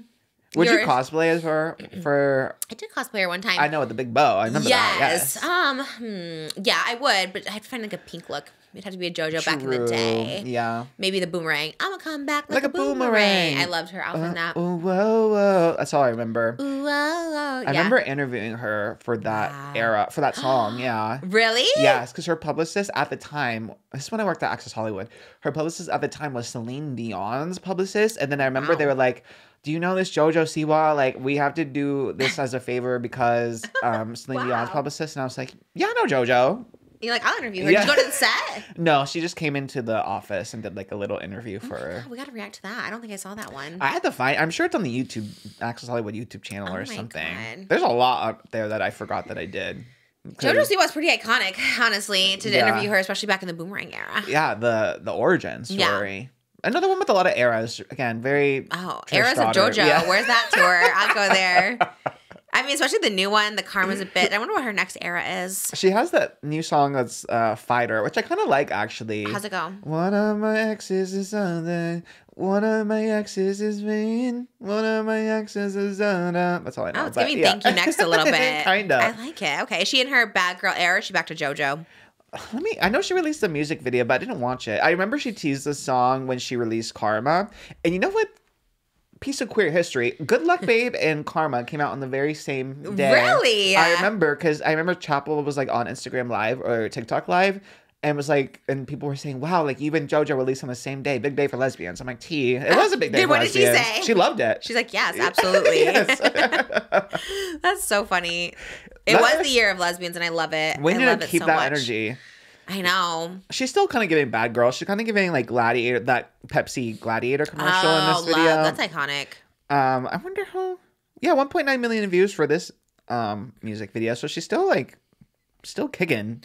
I want to see JoJo in like long blonde extensions, giving like Princess Aurora vibes, like kind of angelic and like a pink dress. I would love to see her again subverting expectations. Like that is once you do that in a photo shoot, it's really captivating. You're like, wow.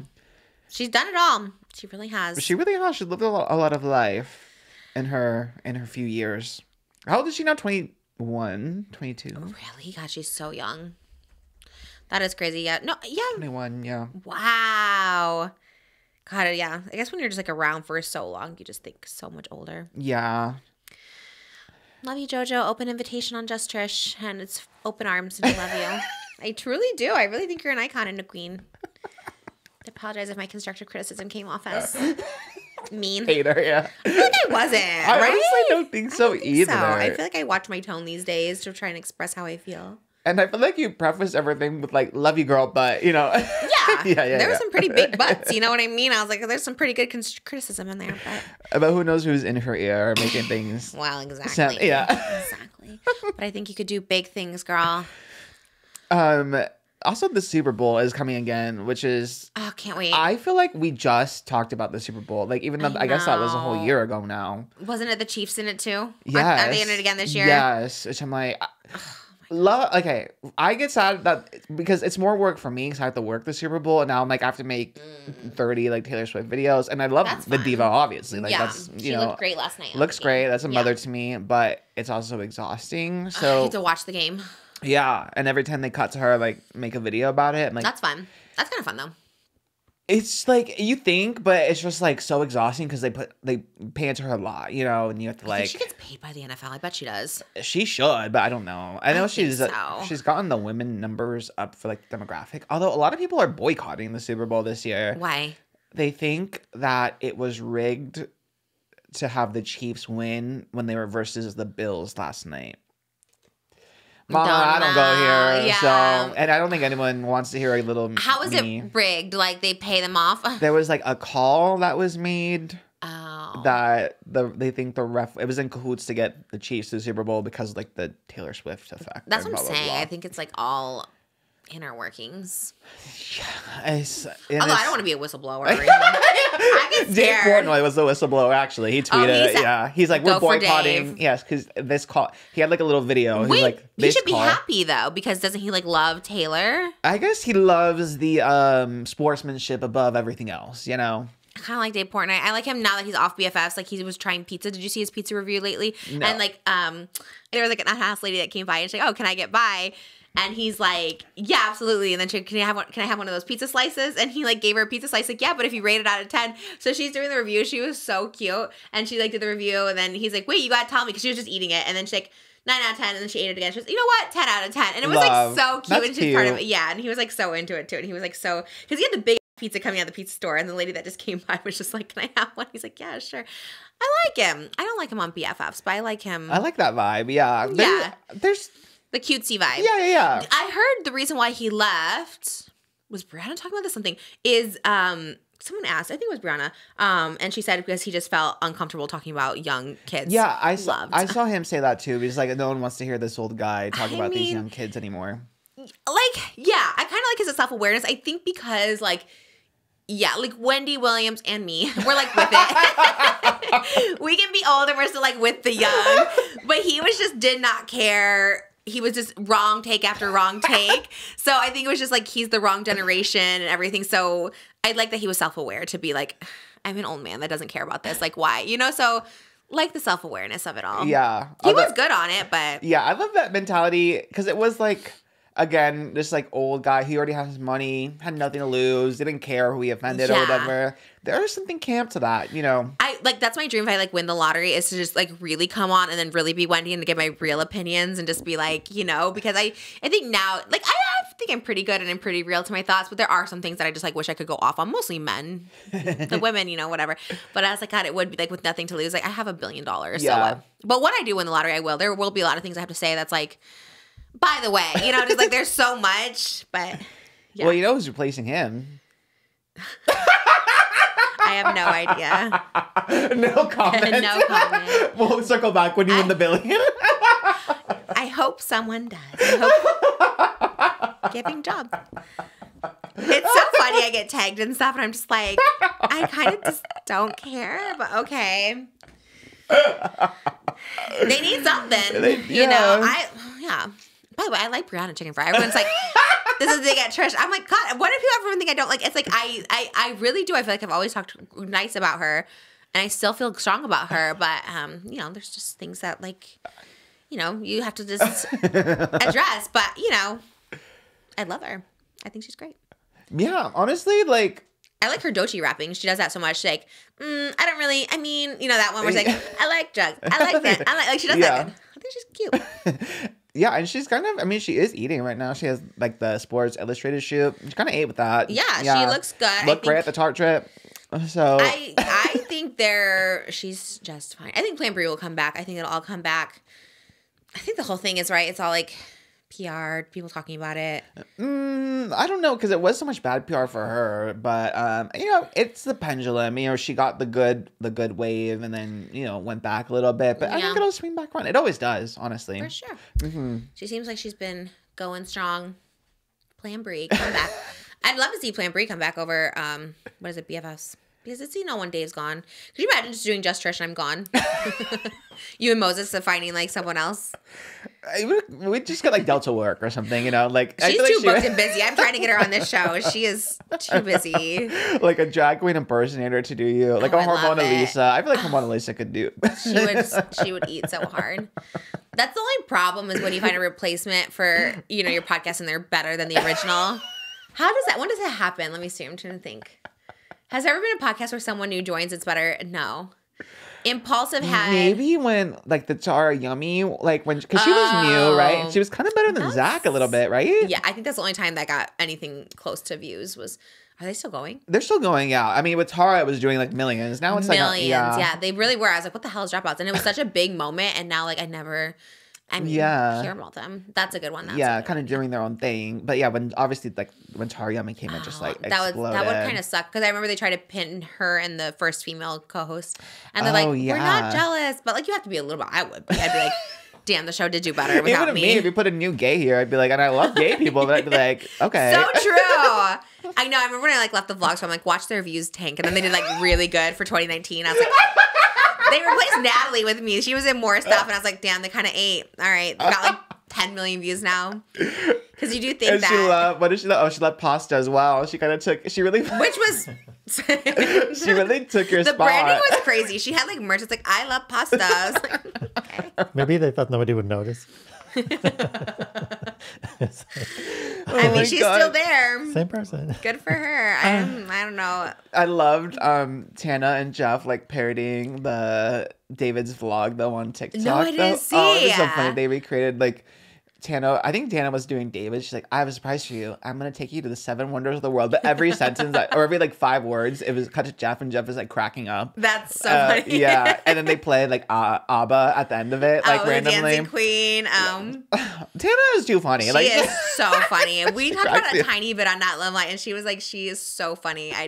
The stuff she comes up with like off the top of her head is like so good. I know we never fully got into it on Not Limelight. We were going to, and then we forgot. Oh no, here we were going to because she's a guest next week and we were gonna talk about it and then literally didn't even mention it. And I was like, damn, we really wanted to like go in on it. I think she went in on it uncanceled anyway, so probably for the best. And probably Jeff FM. Yeah. She was on that. She's on a press tour. She did. When she came here on Friday, she's like, this is my 14th podcast episode.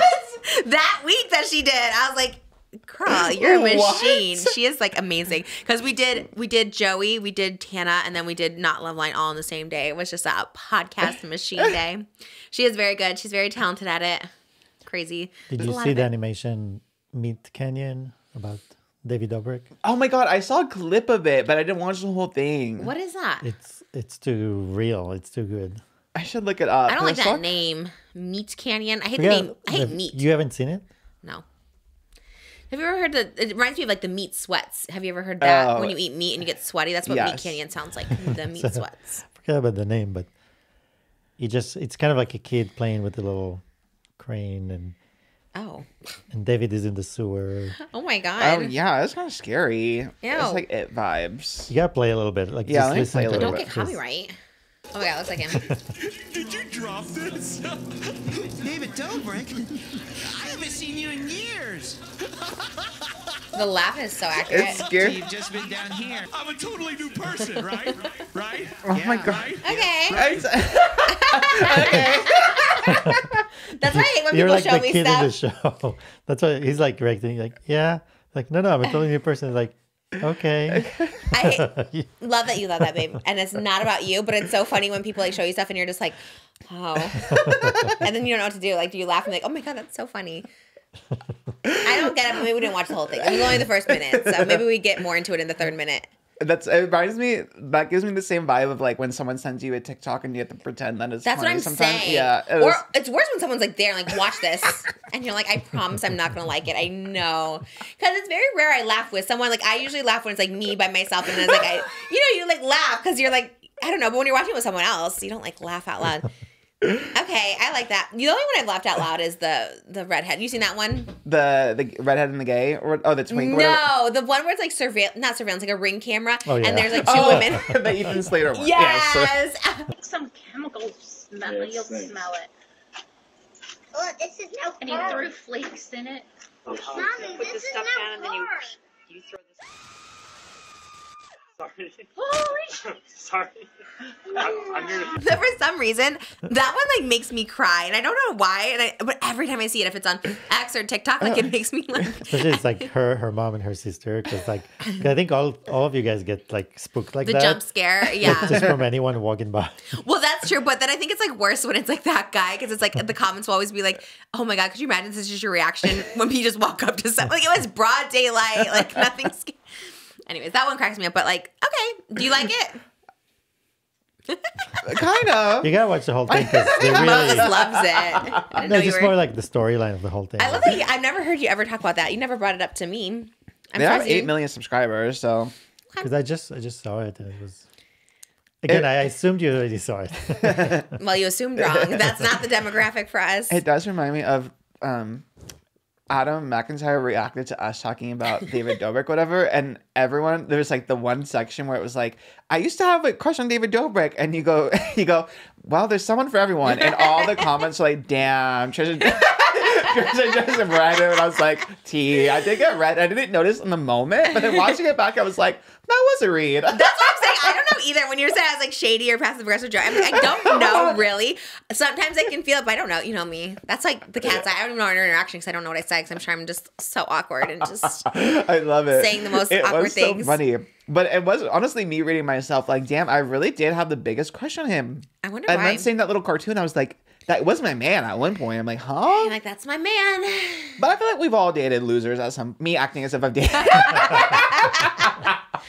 David, I guess in some ways he'd be considered like a catch, I guess, with money and I don't know what else. He used to have a sense of humor, but I'm telling you, even off camera, like he never was like funny or anything. Back in the day, I really wished I could interview myself from 2019 and get to the bottom of like, why did I love him so much? Why did I love them all so much? I really That is don't know. crazy. There's clips of me in 2019 telling David I don't like him, so I could interview myself and be like, I didn't like him then, and I don't like him now. And that's the tea of it, really. But you know, you're there for the views, and you're just there for the ride. I don't know, the ride, I guess. Yeah. And I guess too, especially for you, if everyone's telling you it's a big deal to like be in that group, I guess. Yeah. But still, I mean, you are the gateway drug for me. Like I wouldn't know David if it wasn't for you. I'm so sorry. I introduced way too many people to that group. You did create that monster. What if you're the monster that's been here all along, Mama? Well, it looks like I kind of am. Some people say that too. Like I found Shane through, because I was thinking people find me through like Shane, but then I found Shane through you. I don't know. I guess I was the gateway for a lot of people. Mm-hmm. I think Joey was the gateway to Shane for me, I think. Yeah, they collabed. A lot, yeah. Shane was my gateway to Joey. And I'm trying to think. I really don't remember my original like YouTube. Like I just seen, I think Miss Glamorazzi I found through Joey. Yeah, Joey I found a lot of people through. Yeah, because he would just collab with everyone. Every single person. And there was an era even like Shane was like literally everybody. It was just like. That's why I kind of like podcasts. They are kind of like YouTube collabs in a sense, you know. That's true. You get to like meet new people through them. The guests of podcasts are just like not the same anymore. I feel like people are like no one can get guests anymore. Everyone has their own damn podcast. Because that's the problem. Yes. Like you're like, oh, do you want to come on mine? I'm like, will you come on mine? I think that's where me and Delta Work stopped because I was like, can you come on mine? Yeah, you should come on mine. And I was like, okay, well, we got to come on each other's, you know. Pod swap, as they say. Pod swap. And that's like Jeff and I were going to do it. But I'm like, I don't really, it's hard because I live so far. So like go swap. It's a whole day. Maybe when things die down a little bit without the Broadways and the tours. It's never happening. I'm on tour because we're adding more dates in March. I'm on tour like every day. I should probably just had a bus at this point. I'm on tour and I love it. But yeah. It's crazy because when I actually like stopped to think about it, I was like, oh, so like after the show, we like sleep. But then like you fly in the morning of and then do a show that day and then fly in the morning and do a show that day because there's like 3 shows in a weekend. That is crazy. And isn't Tana going back on tour too? Yeah, they're going on tour. Hopefully after my tour, I was like... I got 5 more dates I gotta add. I'm trying to get it in quick. I'm like, well, I put those cities out. No, they are. They're doing another one. I saw a clip of her. It was like, we gotta go all over the country, like Ireland. And I was like, work, mama. I think Paige like tried to call it out in the video. She's like, country? Not Ireland. Yeah. No, they are trying to do like a world tour, which is the world tour. Who said that? Oh, Justin. I'm like, it's gonna mess up the world tour. Yeah, what tour? The world tour. I'm gonna say that. We're on a world tour. We're in Canada, so that's true. That's a world tour. At least North America. Yes, I think we're adding a Toronto show. I think I can say it. I don't think it's out yet, but I think we're adding a Toronto show that Sunday after ours. So that's it. Well, then New York and LA, but then that's but I can't announce it yet. But that's it for real. So if you're not in those cities, there's no more added shows. Then it's over. Then it's over. We didn't even talk about like the guests that you announced for your Broadway show. Oh yeah, we have amazing guests. I guess because it's been so long since because we were going to do it last Hot Topics. And then I'm very excited. I've just been like feeling like I'm just very nervous. So I feel like that's why I haven't been like my own shows I hype up because it's like you just know what you're gonna get. This one I'm like singing live with like really, really like crazy talented singers and I'm like a little bit in my head about it. So I need to like meditate and get out of my head because I don't know. It's just so different when you're performing with professionals and you're just like you don't want to be like why I don't know. I'm just trying to not think about it. But yes, we have all my heroes. Joy Woods, who's in Gypsy right now, who's amazing. Satin Foster, who like literally the biggest Broadway icon of the whole world. Like that to me, that was never even a possibility. Never. Like I loved her, but to me, she's truly A-list. I mean, she was in Buttheads and Younger, and she's been like on so many things. Like there's no one bigger. Obviously, Ben Platt, which is like wild and crazy, and I can't quite fathom that. We like weirdly kept crossing paths. I saw him at SNL. Like it's very odd. But he's one that I'm also just like shaking in my boots for because I love him so much. And of course, Rachel Zegler, who is arguably like the biggest star in the world right now, just not even Broadway, just like everywhere. She's literally our Snow White this year and in every single movie. And I love her and it feels so full circle. And it's we have really good ensemble. Like it's crazy. So I'm just actually nervous. I think for the first time in a very long time because I think all my childhood fears are coming where it's just like I'm not good enough and I never got the inner saboteur. I know. You got to get rid of her. No, I'm really trying to be positive. I really am. And so for me, it's just like not thinking about it, but I have a lot of rehearsals and like the director and the musical director and like everyone is like so professional and so good and so hyped and so excited. And they're like, you're going to be great. You're going to be great. I had my first voice lesson on Saturday, which I think made me a little nervous too, because I don't know, I just got like really nervous. Like I couldn't sing for some reason, which is like, I love singing and I can do it anywhere. But I was singing some of the songs and I was like, I don't know. I just like cracked. I just got really nervous. So I need to get hypnotized or something. I don't know. I don't know how to get out of my head with it, but I'm really excited. And I think the one thing that gives me comfort is knowing that like it's sold out so quickly and it is all my like fans, for lack of a better word, like people who just like love me and support me. I think Matthew Stevens is going to be there. Like it's just. I think Trish Crave is going to be there. Oh, wow. Really? Yeah. So that makes me feel good. Like I'm like, okay, it's an audience that knows me. I think it's more pressure if it was like I was going to Chicago, like a Broadway show where it's like a Broadway audience that doesn't know me. But I think because it does, I just want to make sure I make everyone proud. And I don't know. As well because it's like live stream. I didn't know it was going to be live stream originally. So I think that puts added pressure. I'm nervous, but I'm excited. It's going to be so good. I'm so excited. Yeah, it feels like a dream. It really does. It feels like maybe like the biggest thing in the world to me. So I'm just like trying not to make it that way. A little girl who had to play. What did you play? A tree or something? And like in those plays back in the day. What tree? Was I a tree? I was a tree, but I don't think I ever talked about that. That's why I was like, wait, did I talk about this? It was in Bridge to Terabithia. I was like a talking tree, but I've never talked about that ever. So I was like, how did you know that? I just assumed you'd been a tree at one point. That's funny. I was like, I was a tree. Or what were you in? What's the one? A Sound of Music? Were you? I didn't get cast in Sound of Music. I was definitely like Orphan and Annie. Oh, that's what it was. Yeah, I was a townsperson in The Music Man. Like anyone where they just took everybody, I was in that. But that's about it. That's so funny. I know. I'm really excited. I'm excited to go to New York. I am excited. I just feels like a lot. New York, wet dream. Concrete dream. What? Wet dreams? Are you singing Alicia Keys? Yeah. Concrete jungle where dreams are made of. What? There's nothing. What's the other one? And I wanna be a part of it. New York, New York. Like a native New Yorker. I know that song from Wendy Williams on The Masked Singer. Oh, she sang it? I love like it. A native New Yorker. Oh. NYC just got here this morning. 3 bags, $2, and me. Welcome to New York. It's been waiting for you. Welcome to New York. Welcome to New York. What is that Taylor from? Swift. That's a New York song? Yeah. Damn, I'm running out. That's all I got. Damn, you might have won. I love playing a song game until you can run out of it. It's very like Pitch Perfect when they did the riff off. Oh my God. I love Pitch Perfect. That was such Me a good too. one back in the day.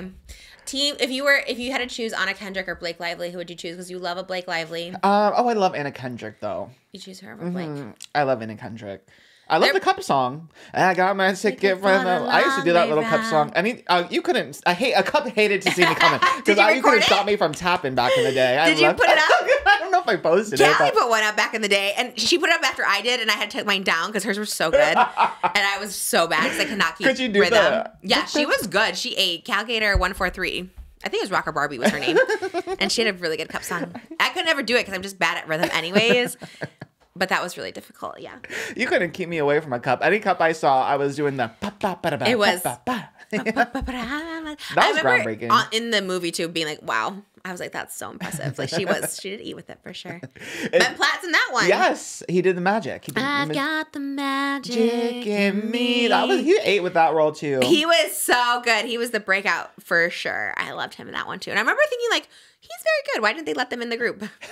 Why didn't they? I think, was he just nerdy? Because he was a good singer. I mean, they all were nerds in that. True. And that's why I never understood that. Because the whole thing was like, oh, he's too nerdy for our group. I mean, you have, who's the one? Adam Devine. Oh, yeah. Is that his name? Yes. Like Adam right. Levine? But yeah, Adam. with the D, yeah. Like, he couldn't be nerdier. So I was like, how is he like the cool kid in this? Yeah, they're all kind of dweebs, right? Yeah. Except for the one that made it, the Skylar Austin. I guess he was kind of the cool, but. But even him, he was also kind of nerdy. He wasn't like Austin Butler or anything joining the group. And even the girls, they were all pretty nerdy besides Anna Kendrick. Like they were. She was the cool girl. And what's her name? Was it Brittany Snow? Was she the one that threw up, or was it Anna Camp, the blonde? Yeah, it's the blonde. Anna Camp throwing up. I was like, yeah. You're not very like put together, so. I did love that movie. Saying that movie was everything back in the day. I remember Pentatonics got to be in like one of the sequels, either the second or the third one. I was like, I think there's only 2, so probably 2. Oh, is there only? Yes. Why did I think there's 3? So Flulo was also in the second then. Yes. And I was so jealous. I was like, and wow. Haley Steinfeld. Oh yeah. Love that queen. Yeah. Love that queen. First one's still the best. My God, yeah. I would have loved to have been Fat Amy. Like I remember her career just being like, I want to be her so bad. Like all those roles are so good. Like I wish they'd give those. They have no fat people anymore for fat roles. Lizzo hit her goal weight. I'm just like, damn. Yeah, everyone is getting so teeny. I'm here. Is there even like a fat character anymore? Because Rebel Wilson used to make the rounds, and she would be like the designated like fat character. Everyone's skinny now. There's no fatties out there. I'm trying to think of recent comedies. Maybe because they don't make comedies that much anymore. Well, I guess she's not a fat character, but like Wicked had some plus size cuties in there that I could have played. Like the teacher. Yeah. One of the teachers that like pushed Nessa Rose, and then of course the girl with Bowen Yang. So then I felt, but yeah, there was not really Bridgerton, but I mean she wasn't fat. That's what I'm saying. They're all like skinny. All the people who are supposed to be fat people. And even Nicola, she has like a skinny boyfriend, and they're all the tabloids are being weird about it. I was like, okay, well. But also like that's what I'm saying. And again, not to like what's it called? Body compare. What's it? Body check. But like if like that was me walking, like she looks proportionate to him, But like when I walk next to tiny, Moses, I would look like a mammoth, a cute mammoth, but a mammoth. I broke a chair on Friday on TikTok. Did you see that? No. It's in the glam room. The chair. It's the chair I used to sit on here. He said it was already broken, but I don't think so. That's why I changed it. I don't know how you put it over there. I don't know how it ended Watch up the in your room. TikTok because I pretty much broke it because it literally went live on No, TikTok. because it was already broken, so you just when you said it, just continued. Trying to get like.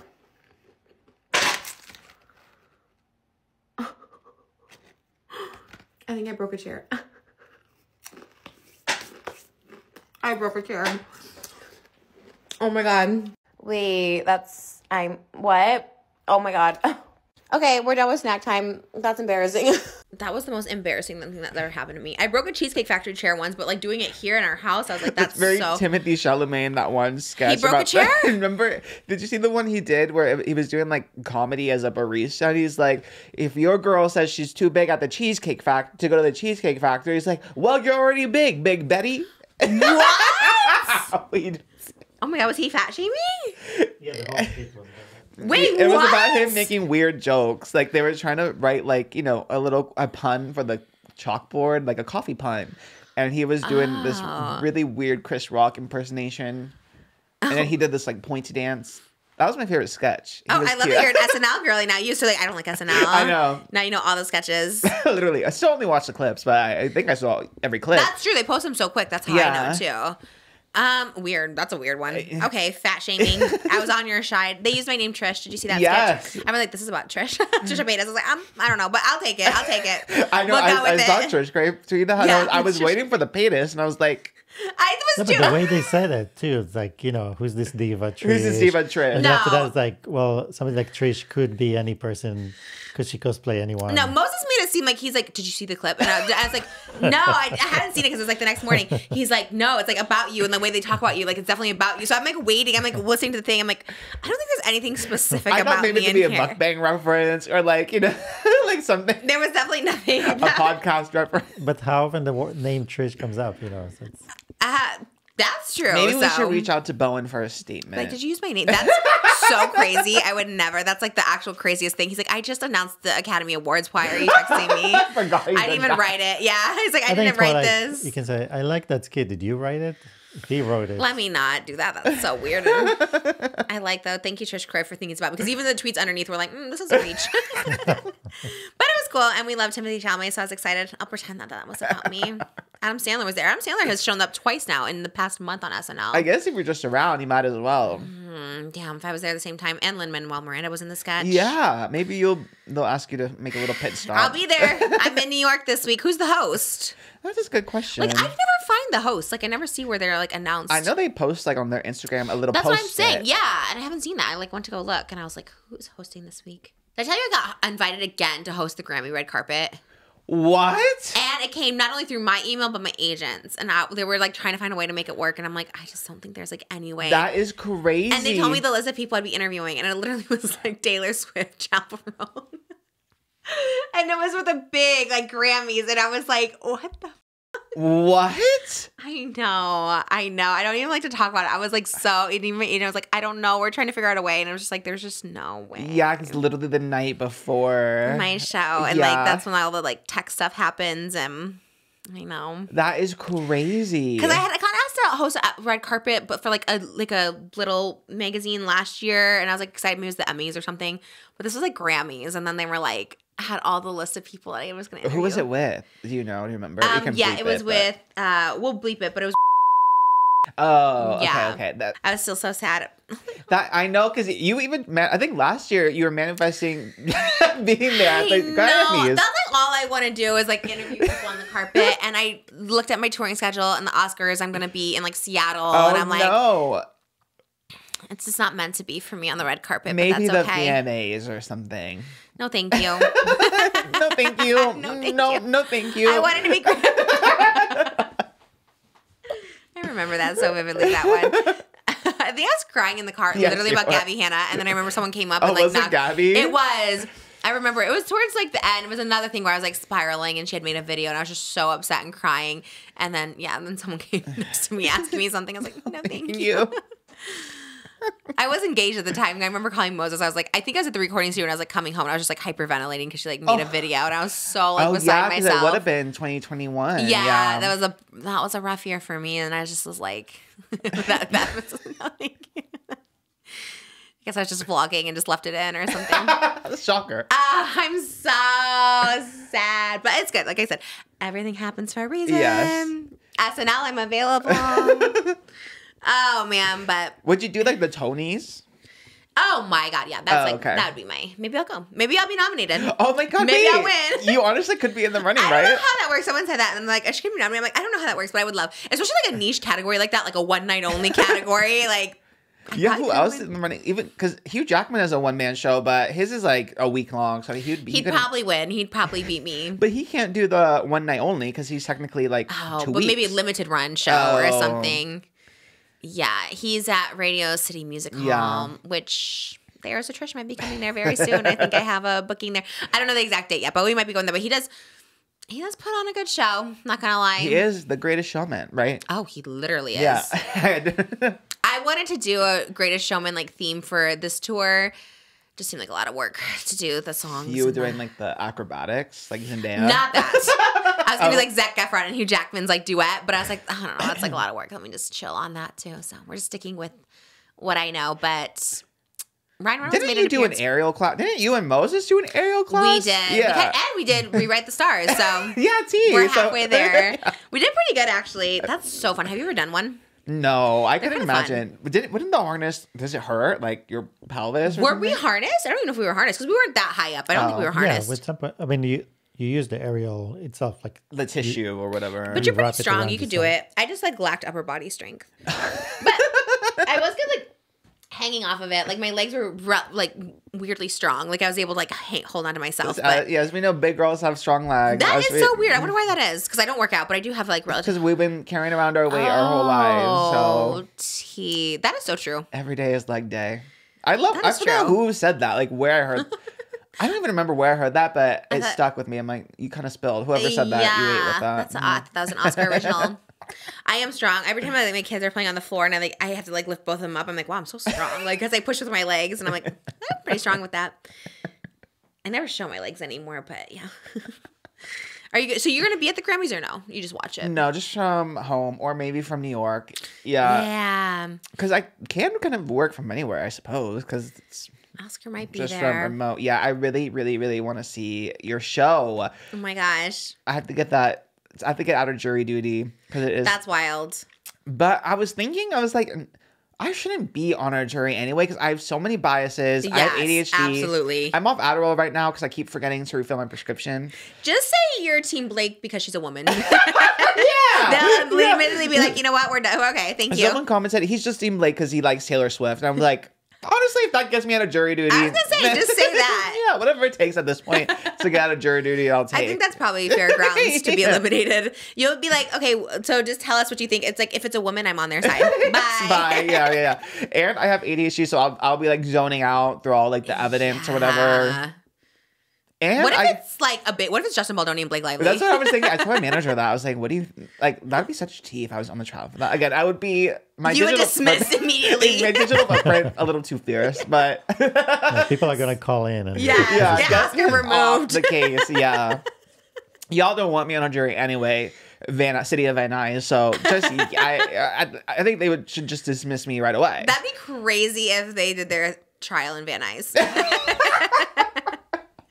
I love the Van Nuys courthouse. I've been there so many times. I used to like always go and like what is it called? Like challenge your ticket. Where so like if like a cop like that is fierce. Have you ever done it? No, they always dismiss it. I was like the cop never shows say off. That. Yeah. They say if you show up, but I wouldn't have pegged you to think that you would be the one to show up because usually you just kind of like take the easiest way out. Well, this is back in the day when I had like zero money. Okay, so even if it was like a $200 ticket, I'm like, I'm gonna go fight it. This makes sense. Yeah. I should probably still. I haven't gotten a ticket in a very long time. Knock on wood, but I used to get like stupid ones, like literally like those camera ones where it would like take a picture of you going through. I think those are illegal now too. So they should be. To be void. Maybe that's why they were always dismissed. Because I'm like. It's so funny because I'd always be like, that's not me. And there was one that was like, it was like me and my orange Lamborghini with like the Euphoria diamonds. That's Delta work. So true. Especially going in with like out my drag. It's just me like this. And I'm like, that's not me. They couldn't care less. So like, all right, whatever. I've only been to the courthouse like in in school for journalism. We had to go and like sit in on cases and like report on them for our journalism class. And that's the only time I've been. Because I'm too like lazy when I get the tickets, even though they do mess you up. Because then all of a sudden your insurance goes up, and my tickets have always been unserious tickets. Like My first one was I made a U-turn in a business district. And I was like, That's isn't crazy. the whole world a business district, mama? Like, everyone has a business these days, right? It's funny. Everywhere Was there has a no business. U-turn? Was there a no U-turn sign? That is There was crazy. there was no U-turn sign. And my Google Maps or my whatever I was using at the time, because this was a lot, maybe like 2017 or something, said to make a U-turn where I made the U-turn. So they would know. Yeah. So what's a business district? I honestly couldn't tell you. I didn't challenge it. I should have. Right. That is so weird. Yeah. And you're just like, I'll just take it. Yeah. And especially as my first one, I remember shaking because I am in fear of getting in trouble. Yeah. That's why with jury duty, everyone's like, just don't go. But my fear is like breaking the law by being stupid because I just don't know a lot of stuff. So yeah. Jury duty is scary. Yeah. I feel like you probably had like 10 requests. I never get them. I swear I don't. Like, I never get them. So I don't know. Like, am I missing something? I mean, knock on wood. I don't know. I don't want to put that out there. Do you check your mail like that? Never. I used to throw out all my mail, even my checks. I used to just like throw it out. I'm like, I don't want any of this. Moses, sometimes do you check it? I don't know. I don't check this mail ever. Never once. Because I never get bills. I never get checks. I do everything on auto pay. We do get bills. We do get checks. Do we? I do. I pay all the bills. I do all the checks. They don't even know though sometimes. Most like, oh, got IRS. I'm like, I paid that. Like, they're so annoying because they're never up to date. It's always like they are like 2 years behind. It's like, yeah. I was like, I think I well, paid by the that. time you get a letter, you already paid it online. That's what I'm saying. It's like I don't really. Do I look tiny or do I look humongous? No, you do look tiny. Yeah, with your knees up there. And I got a 3X sweater, so I wanted to feel extra small. Who did we watch? Oh, Tati. I was thinking, who did we watch who sat up with like her knees on her chair? And the knees were like the width of like literally her face. I was like, that's crazy. She did You're look giving fierce. Tati vibes right now. Do not. I feel with like with your jeans and your cardigan. Okay, I would love, but I definitely she is gorge. I don't know if that's the vibes I'm getting though. Tati Westbrook. Where is she? I love her. Our TikTok live. I wonder if she was nervous about the ban. Like when it was happening. Right, because she was doing live. Yeah. She seems like someone who just has a lot of money. It's like Jaclyn Hill too. It's like they don't really like put out new content, but they just seem to have a lot of money. And I was like, did they just make a ton? True. How do they have so much? I guess if Jaclyn was in Florida, so maybe she was saving because it was cheaper over there. Yeah, I guess. She looked like she had a bougie house. Yeah. Here she looks like she has a really bougie house. I was like, damn, girl, you haven't made a video in 5 years. How are you making that money? She made so much morphine money that damn. Kind of like Shane too with the conspiracy. Like, oh, yeah. I'm sure if he wanted to just not create, he could because from the morphine money, but you know, passion for. I need a lottery money. Passion. His passion's crazy. Like he just wants to do conspiracy podcasts all day long. He's doing the Traders now. I saw. No. Yeah. A podcast or just on that podcast? It's. I couldn't tell you. I think it's his podcast, but it's Traders themed now. Like he's recreating the Traders. Yeah, it's almost looked like there's a theme or there's a game or something. Yeah. Something is happening. Well, me and Moses follow Shane still, so I think that's. I gotta go on Moses' page to see. I have to like consciously go check, and I've been so in my head that I haven't like.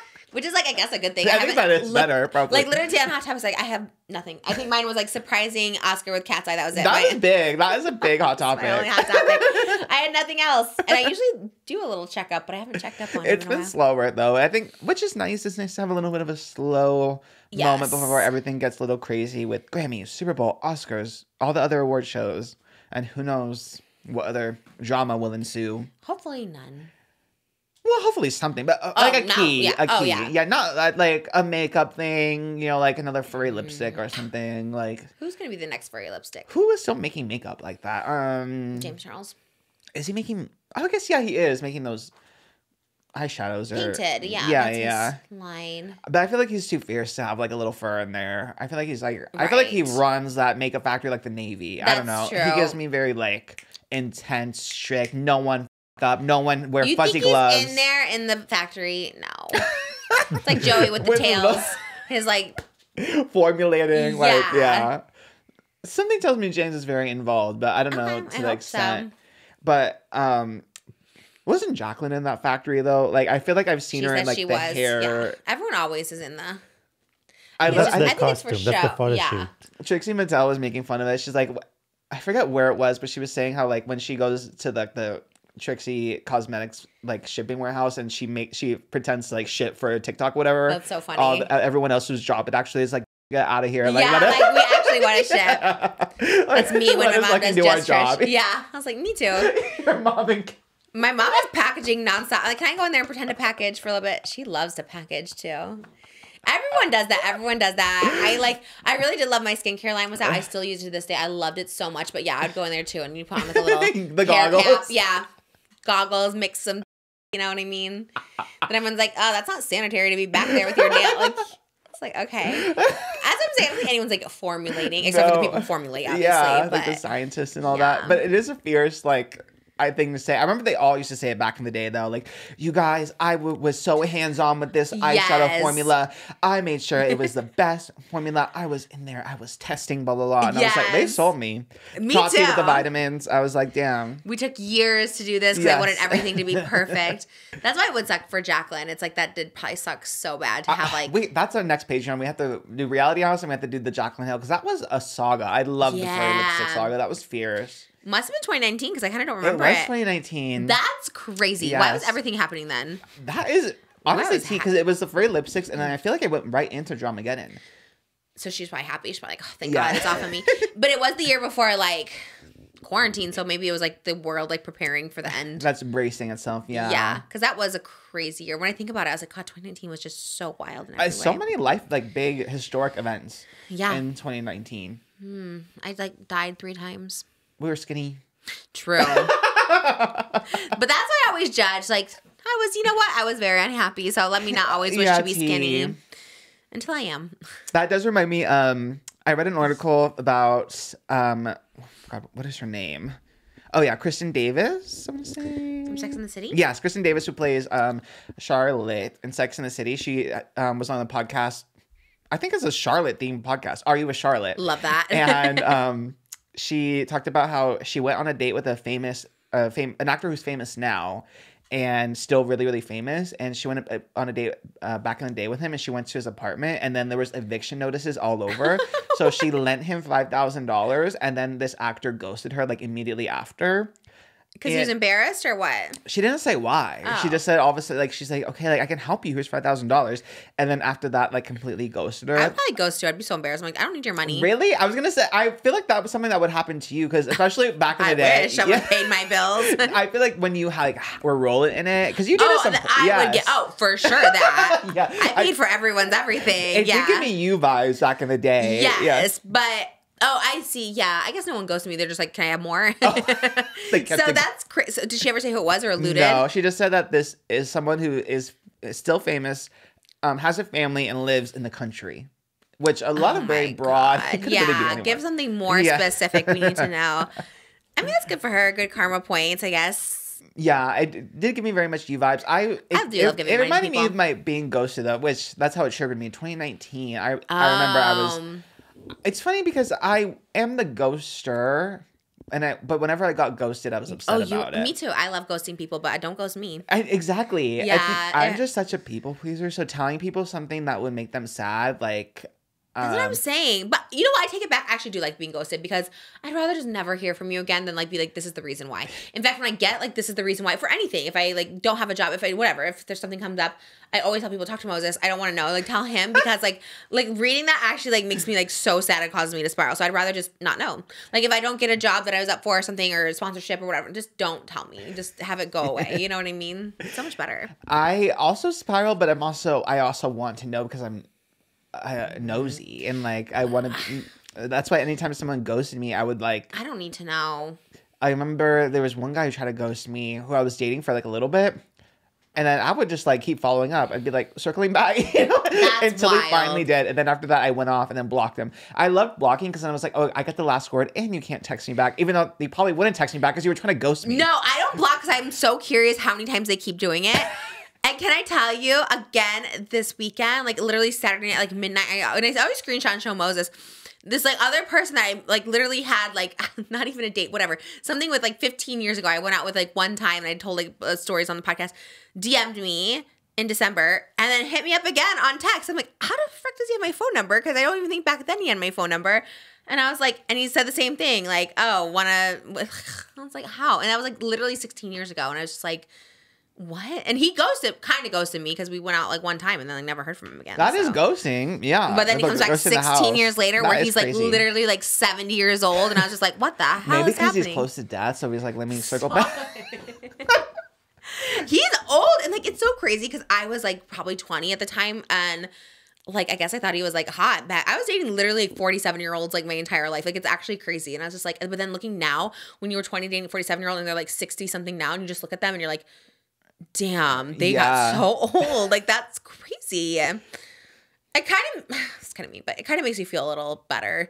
You're like, well, glad at least I'm not with you right now. You know what I mean? Because I think even though we went out once, I really was like in love with him weirdly. I think because he was like famous. Not really. He's like not really that famous, but at the time he was famous to me, and I really was in love with him and like envisioned like a marriage and children and stuff. And I was like thinking about that now. I was like, God, could I'd probably divorce him because he's so old. You know, like I guess the moral story: don't marry someone when you're 20 and they're 47 because they're going to be old as when you're still hot. Like he couldn't help me like Moses carries the car seat and Malibu down the stairs. That's true. You would be the strong one with your legs. Yeah. He couldn't do that. That is actually Well, that's more bicep work because I can't the car seat's heavy. It's like 30 pounds. So oh my God. Yeah, and I just think about that, and I guess that's why they say, thank God it doesn't work out because you're meant to be God bless the broken road. That led me straight to... Do we like Rascal Flatts anymore? I thought we don't like them anymore. I can't keep up with all the country acts, but I remember the one time I got ghosted where I was kind of similar, where I didn't even I in my head imagined us together, but it was before our first date. You and me? No, me and someone else. Yeah, I related. Got it. I related to that.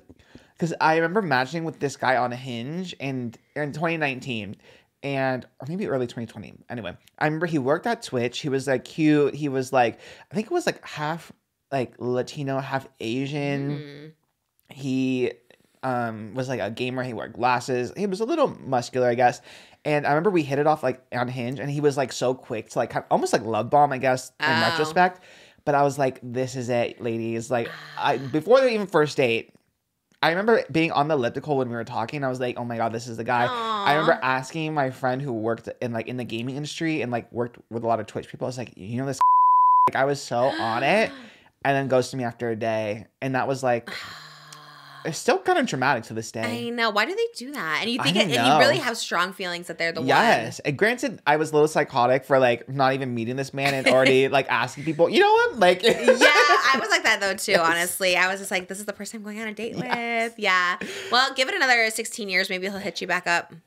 I had someone who actually did ghost me in 2019. Hit you up? Yes. That's wild. But then I blocked him. And then it's funny because after I blocked him, I saw the list of contacts I blocked. And I was like, damn, there's a lot in here. And I don't even remember because I didn't save a lot of numbers. Yeah, I block random numbers. But like people that I've known, I'm always so fascinated when they like come back. Because like lately it's been happening so much. I'm weak though and nosy. So I would like follow up. So I want you so bad. Like it's always just like, I'm just curious. Why? Yeah, what did you see me on? Like, who's talking? What are you going through that you're doing there? I know. Trust me. There's been so many times where I'm just like, I just want to do a question mark back. Like, yes, what like, the?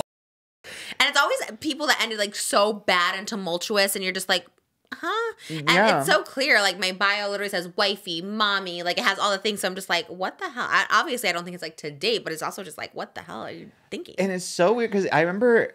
Wow, I really think I ghosted a lot. But I remember we had like one day, he was like very aggressive at first. And then one date, didn't talk to like kind of texted me a little bit, but kept putting off like actually seeing each other.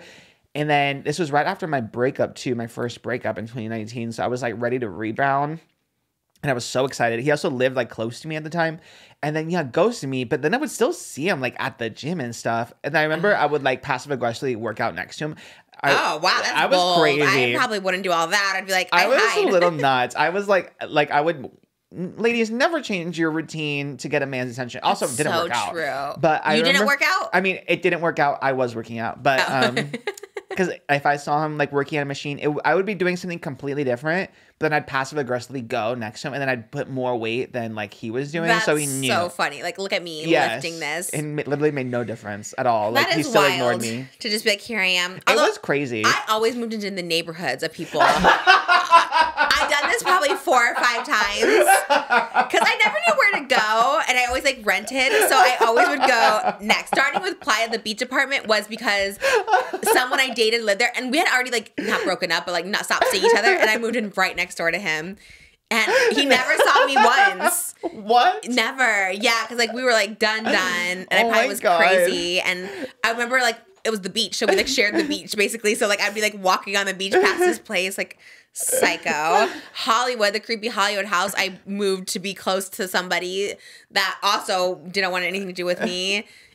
Studio City, like I just everywhere. I was moving close to be next to someone, and this is our first place where we just like found our spot together. I actually moved with someone who wants to be with me in a totally different location, and it feels so good. I was like, I was just always moving to be next to the person, and that was crazy. It is, and like again, I wish I could interview myself because it's like, what did you think? Like, you think that they'll just like see you around and then change their mind? I guess. I think that is. Yeah, that's right. What I thought. I was like, well, I'll run into them at the store. I'll do this. Like, I was like, wow, I messed up. Yeah, you think the movies are real.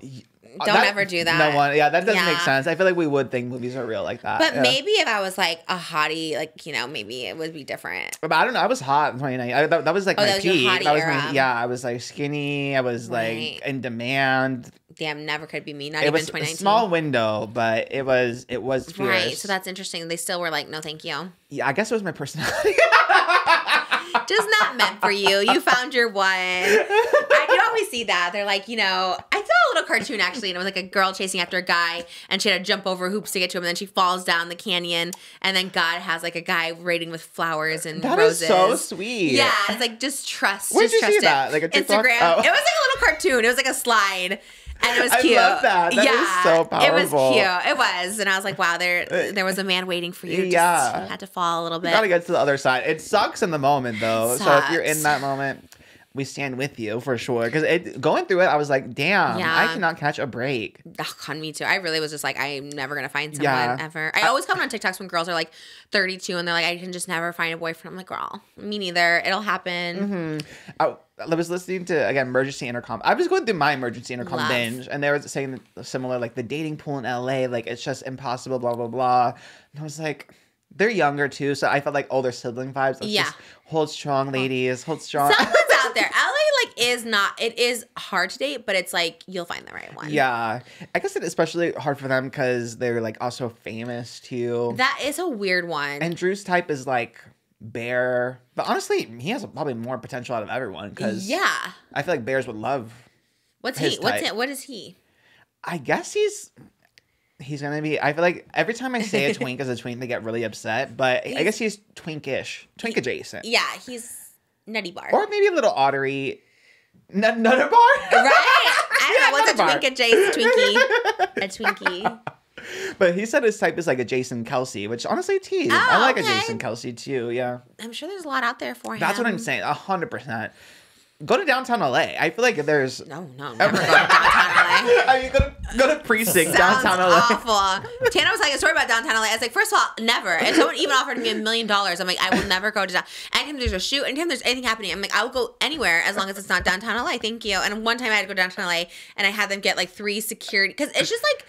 In general, just bad stuff happens at all hours of the day. It could be like 3 p.m. and there's just like shit going down. Yeah, I mean, literally, it is pretty dangerous over there. But there's for some reason, a gay bear bar isn't there. I've never been because I never go to downtown LA. But there is a gay bear bar precinct in downtown LA. There's also one in North Hollywood.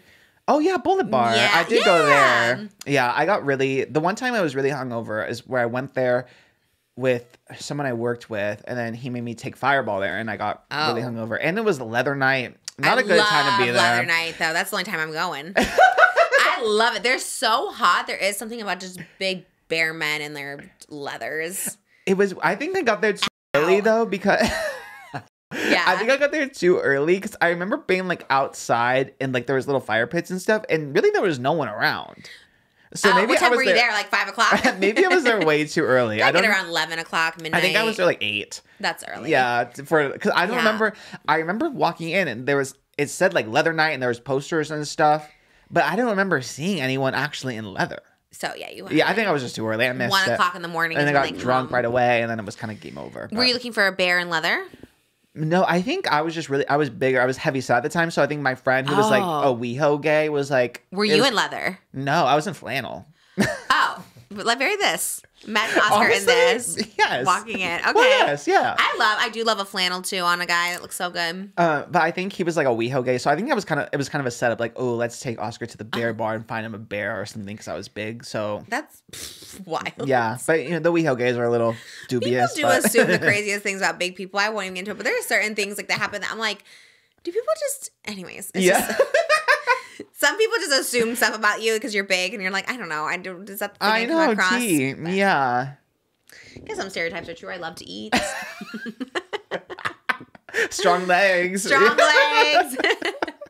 My TikTok has just turned into an eating TikTok. I don't know what to do anymore. And they're like sounds. Like when Joey was here, you saw like, I don't even know sounds. I'm like, all I do is like to just show what I eat. I had Wingstop again today. I'm on a Wingstop kick. I'm excited for the Super Bowl because I wait to, but you got to be like on it for Wingstop because they get so booked that you can't even order like through the app. You have to like go in early. So that is my plan for the Super Bowl is at least to eat Wingstop. But we should do. When is the Super Bowl? Do we have to a Patreon before then or no? We do. Yeah, we're doing it on Patreon day. We should do a Wingstop Super Bowl. Yeah, we're doing a Patreon right before the Super Bowl, actually. Okay, we should do a Wingstop. I love talk about Wingstop. The Super Bowl. Let's react to Super Bowl like halftime shows. Do we get flagged? I don't know. Not on Patreon, so. Okay. I love every single. But you don't like the sauces, or you do? I like some sauces. Weirdly enough, like I hate sauces everywhere. Like we did those Wendy's ones, and they were so disgusting. But like I'm obsessed with their saucy ones. Like there hasn't been a flavor I haven't liked. I think I've tried every single one. Even the one Tana told me that she loves, the hot honey rub. Like it's not really saucy, but I thought it'd be so hot. It's like not like it's everything is so good. Sweet chili glaze, hot honey rub, like all of them are just so good. And lemon pepper. Okay, that's fine. You have to try the sauces. I will. Okay. I love Wingstop. I like getting them well done. Oh, I don't know that hack. Like on Postmates? Yeah, you can make it has a little check mark. Well, I order on the Wingstop app, which I don't know, again, if you were down for the Wingstop app. But you have to go pick it up? No, you can deliver. Really? Okay. Yeah. Why are you on all the apps? Because you get better deals that way. Maybe I should get on it. They sound like a lot. If it's not on Postmates, I don't want it. It is a lot to keep up with, but it is the worst, like you said, when you get logged out and then you don't remember. Don't know the passwords. Yeah, but the points and everything, the loyalty points. Love a loyalty point. What do you get for free? You get like a whole meal, honestly. I never use it because don't you have to redeem the codes and stuff? Yes, I hate it is. That.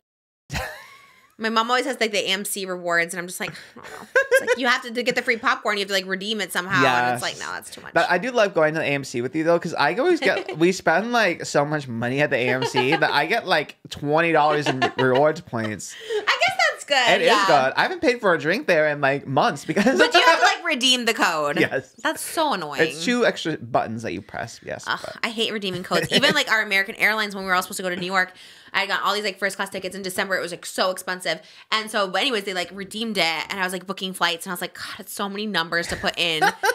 I do it because I like need to because I spent way too much money, but it's still annoying. It's like, just give me the free flight. That's all I want.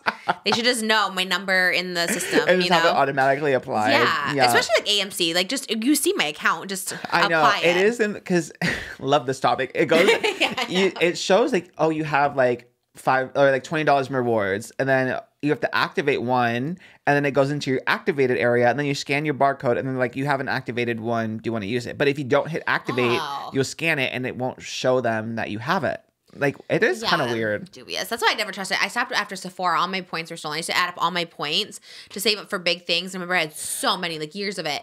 And one day they were just all gone. I think that happened to a lot of people at one point. At Sephora? Yes, with like the loyalty points. That was crazy. So anytime I go into Sephora, which is rare these days, but that's like, you want loyalty? I'm like, absolutely not. Someone from the inside stole all my points. Why would I do that? I hated that. It was so annoying. And it was a time when I needed them too. So. And I think I made a whole video, like Sephora scammed me. That sounds like something you would do. I did that for everything. I was like, this person scammed me. McDonald's scammed me. Everyone scammed me. I just like can't remember my password, but McDonald's scammed me. Wait, is that true? Oh. But that sounds like something. Did you do the McDonald's app? I not really anymore. I have the Wendy's app, Panda Express app, Wingstop app, Papa John's app. Wow, you have all the good ones. Yeah. All right, Super Bowl, here we come. Wingstop. I want a sponsorship with Wingstop. They're so good. I don't know. It's really TikTok. Everyone like dips them in the big ranch like that. I love the big ranch. You dip it? Yeah. Oh, people do it. You should do a TikTok like that. They put it so close to the camera and do it. I wish I liked ranch. I love even with like the sauces because I get the Hawaiians. That's my favorite is the Hawaiian one. And you would think the ranch with the Hawaiian would be like off-putting, but I love it. It does sound good. I like the Hawaiian one. I like the mango habanero. I've only had the Hawaiian and I've had the Hawaiian, the lemon pepper one, and then the garlic parmesan one. Oh, I haven't had garlic parmesan. It sounds a little wild. It's a dry rub, but there is a lot of garlic butter in there, so it still gets a little drippy. But mine was drippy today. The hot honey rub was going down my fingers, and I was like, wow, look at that. It was good. I don't know. Also because they're open at like 9 a.m. So I can order the wings like at 9 o'clock and it comes to you right 9:30. It's like so good. Perfect. It was really good. I've been getting hungry in the mornings. Did you eat your sandwich? I got your chicken sandwich. Wow. He didn't like the grilled cheeseburger. I got him at Taco Bell on Friday though. I was in here because I was talking to him about something and he had like a bite and then he put it down. I'm like, you didn't like it? He's like, no, I don't think so. I think Taco Bell is more, I don't know. They want to upset my stomach. Man, I do love Taco Bell. I'm in a fast food kick. I need to stop that. That's my resolution, but I just love it. So easy to order, and it feels like relatively light. Anyways, do we have more hot topics? We're like just chatting. Yeah. I'm sorry. It's like we're just getting into nothing. Is there any? We don't have to either. GameStop is buying phones that have TikTok still installed, which it sounds crazy because I guess like you said, you still can't download TikTok if you deleted it before the ban. But I'm like, and all these phones that have TikTok installed are going for a lot, like on eBay. Now GameStop is buying them for a lot of money. But doesn't that mean you can't like completely erase the phone? What do you mean? Right, I was thinking about that too. Because first of all, I don't understand anyone that deleted the app. Like, why did you delete it? I know, they were so mad for 14 hours to delete. For space, I guess. So anyway, people that deleted, because I see comments of people like, oh, we miss your TikToks, like your TikToks, and because they can't get it back. But don't you need to be signed into somebody's account, like, right? Like your Apple ID or something? Like iCloud or something, right? Oh, like, that's so weird. Because when you sell your phone, you're supposed to completely erase it. So I don't understand how people are selling their phones with TikTok on them. Because it goes back to factory settings. Yeah. Maybe they scamming. Maybe there's no TikTok. Yeah, it seems weird to me, right? How they would be able to get it. How much are they selling them for? On eBay, they were going for almost like $1,000, some of them. Again, I don't know if anyone's actually buying them, but that's how much they're being listed for, which is kind of crazy. So when does it get back on the App Store? Whenever it's partially owned by US, like the 50% or whatever. So we can't update our phones until then? I don't know if they're going to be doing, I don't know. I don't do manual updates anyway, but... we turn ours off too. Yeah. But I feel like I should probably update it at some point. It's fine for the next month. I have like AI weirdly on my phone all of a sudden. Like my emails will be summarized. Yeah. When did that start? Apple's just started doing that. Like there's an AI. Like a couple days ago? Even my text. With the new phone, they had like an AI. Mine, I must have just opted in or something because my emails now, it's like, it doesn't show you the subject. It shows you like a summary of what it could be about. So it scares me because they get it wrong sometimes. It'll be like, this isn't available. I was like, what? And then I'll like open it and be like, oh, let me know your availability for this. I was like, they are getting it wrong, AI. My notes, one person paid as much as $14,000 for an iPhone 15 Pro with TikTok and CapCut included. Worth it for the CapCut. I do love CapCut. Yeah, it is kind of good. That's like an easy editing service. Yeah. I would always do it because it would like take you there from TikTok. So I was like, okay, let me do CapCut. I'm nuts. I edit in Premiere Pro, then I go to CapCut to add like transitions and filters and stuff. Are you so happy? Were you so sad? Were you like, oh my God, I'm not going to be able to make fun TikToks? I know you would have done for like Reels, but like, who cares? Yeah, because Reels are kind of like lame in comparison. So yeah, it's nice to have, although now, is your algorithm still like on it? Because I feel like some of mine that I thought would be hits are like lower than. Oh yeah, no, it's definitely lower because I was looking at my ones before the ban. They were getting like 1 million, 2 million. Same. So yeah, I think it's definitely off a little bit. The algorithm is still. I think maybe it's catching up. I don't know what's going on, or maybe everyone's just out. They deleted TikTok. That is so yeah, but it seems crazy. Like, that's probably true. You know how when you want to clean your algorithm, you kind of delete the app and upload it again. Yeah. So I think the same thing kind of happened. Because now I get TikToks from so many different countries in the world. Usually you don't get that. Oh, right? Really? Yeah, usually you don't get like from China and Japan and from Europe. And so it seems like now it's slowly learning again what you like and then showing you the things you like more. So to me, that's what it feels like more. I haven't seen anything. There's so many conspiracies. People are like people are blocking Facebook and Meta on TikTok. They're like, now my For You page is back to normal. I'm like, what? I don't know that has to or be that's just anything. a conspiracy. But okay, Shane. Let's do a conspiracy theory yeah, podcast. that's a good. Any other conspiracy? You and Moses. There's one that they think that Facebook basically bought TikTok. Like under because they look at the code and it looks like the code moved to where the Meta servers are. And you think they're trying to sabotage it from the inside? So that's why.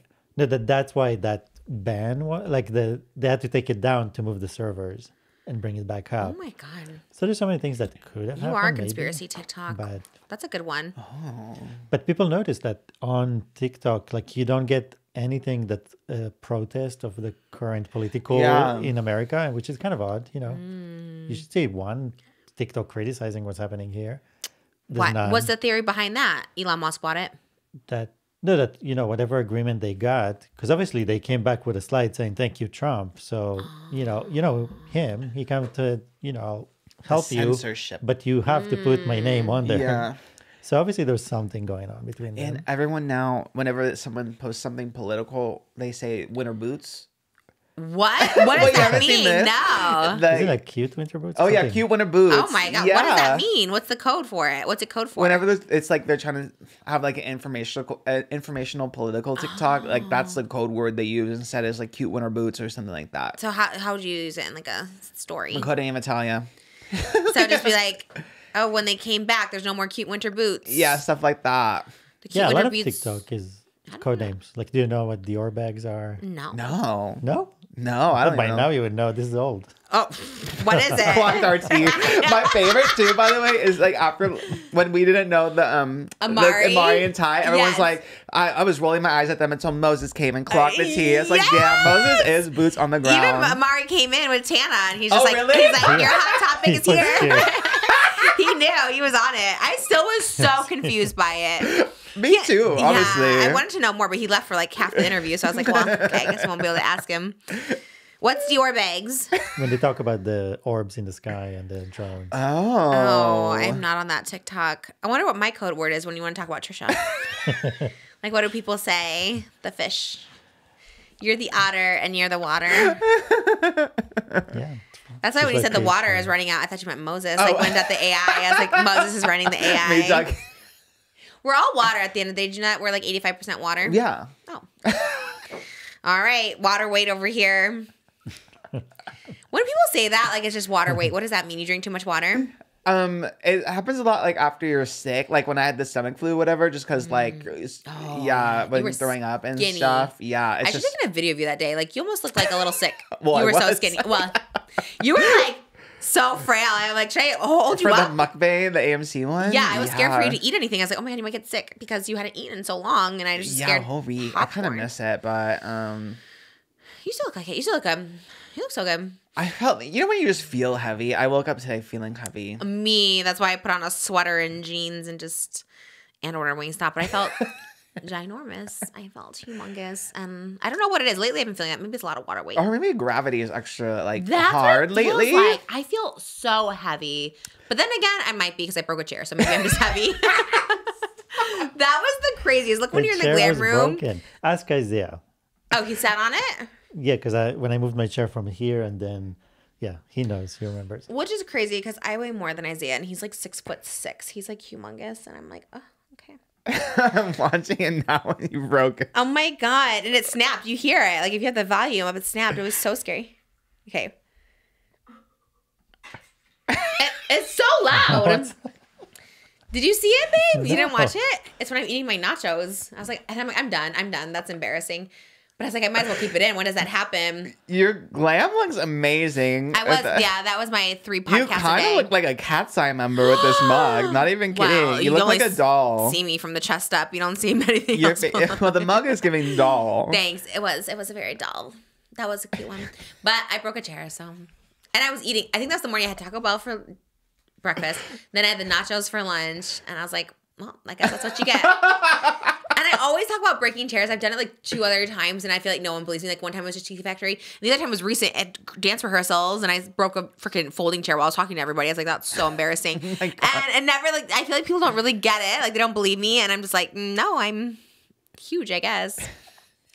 What if I broke this chair? This would be crazy. The chair was you sat on a broken chair. You didn't break the chair. It was. You can hear it. Something cracked. I know because I know the chair. I put it out there. I think you're being nice. Oh my God. No, but like, why else would you put that chair out there if it wasn't broken? Like, why would you put it in a room where everyone sits? No, that was my question. How did it end up in your room? Somebody from Glam brought it in. Oh. From like the hallway, right? Yeah. Maybe we should throw it out if it was a broken chair. It was on the way out, and then it disappeared. On the way out is very different. And then suddenly he showed up. We need more chairs because a lot of people like to sit here. We have 20 of those chairs in the garage. Really? Yeah. I'm saying that because I know tomorrow 50 chairs are going to show up. maybe the water.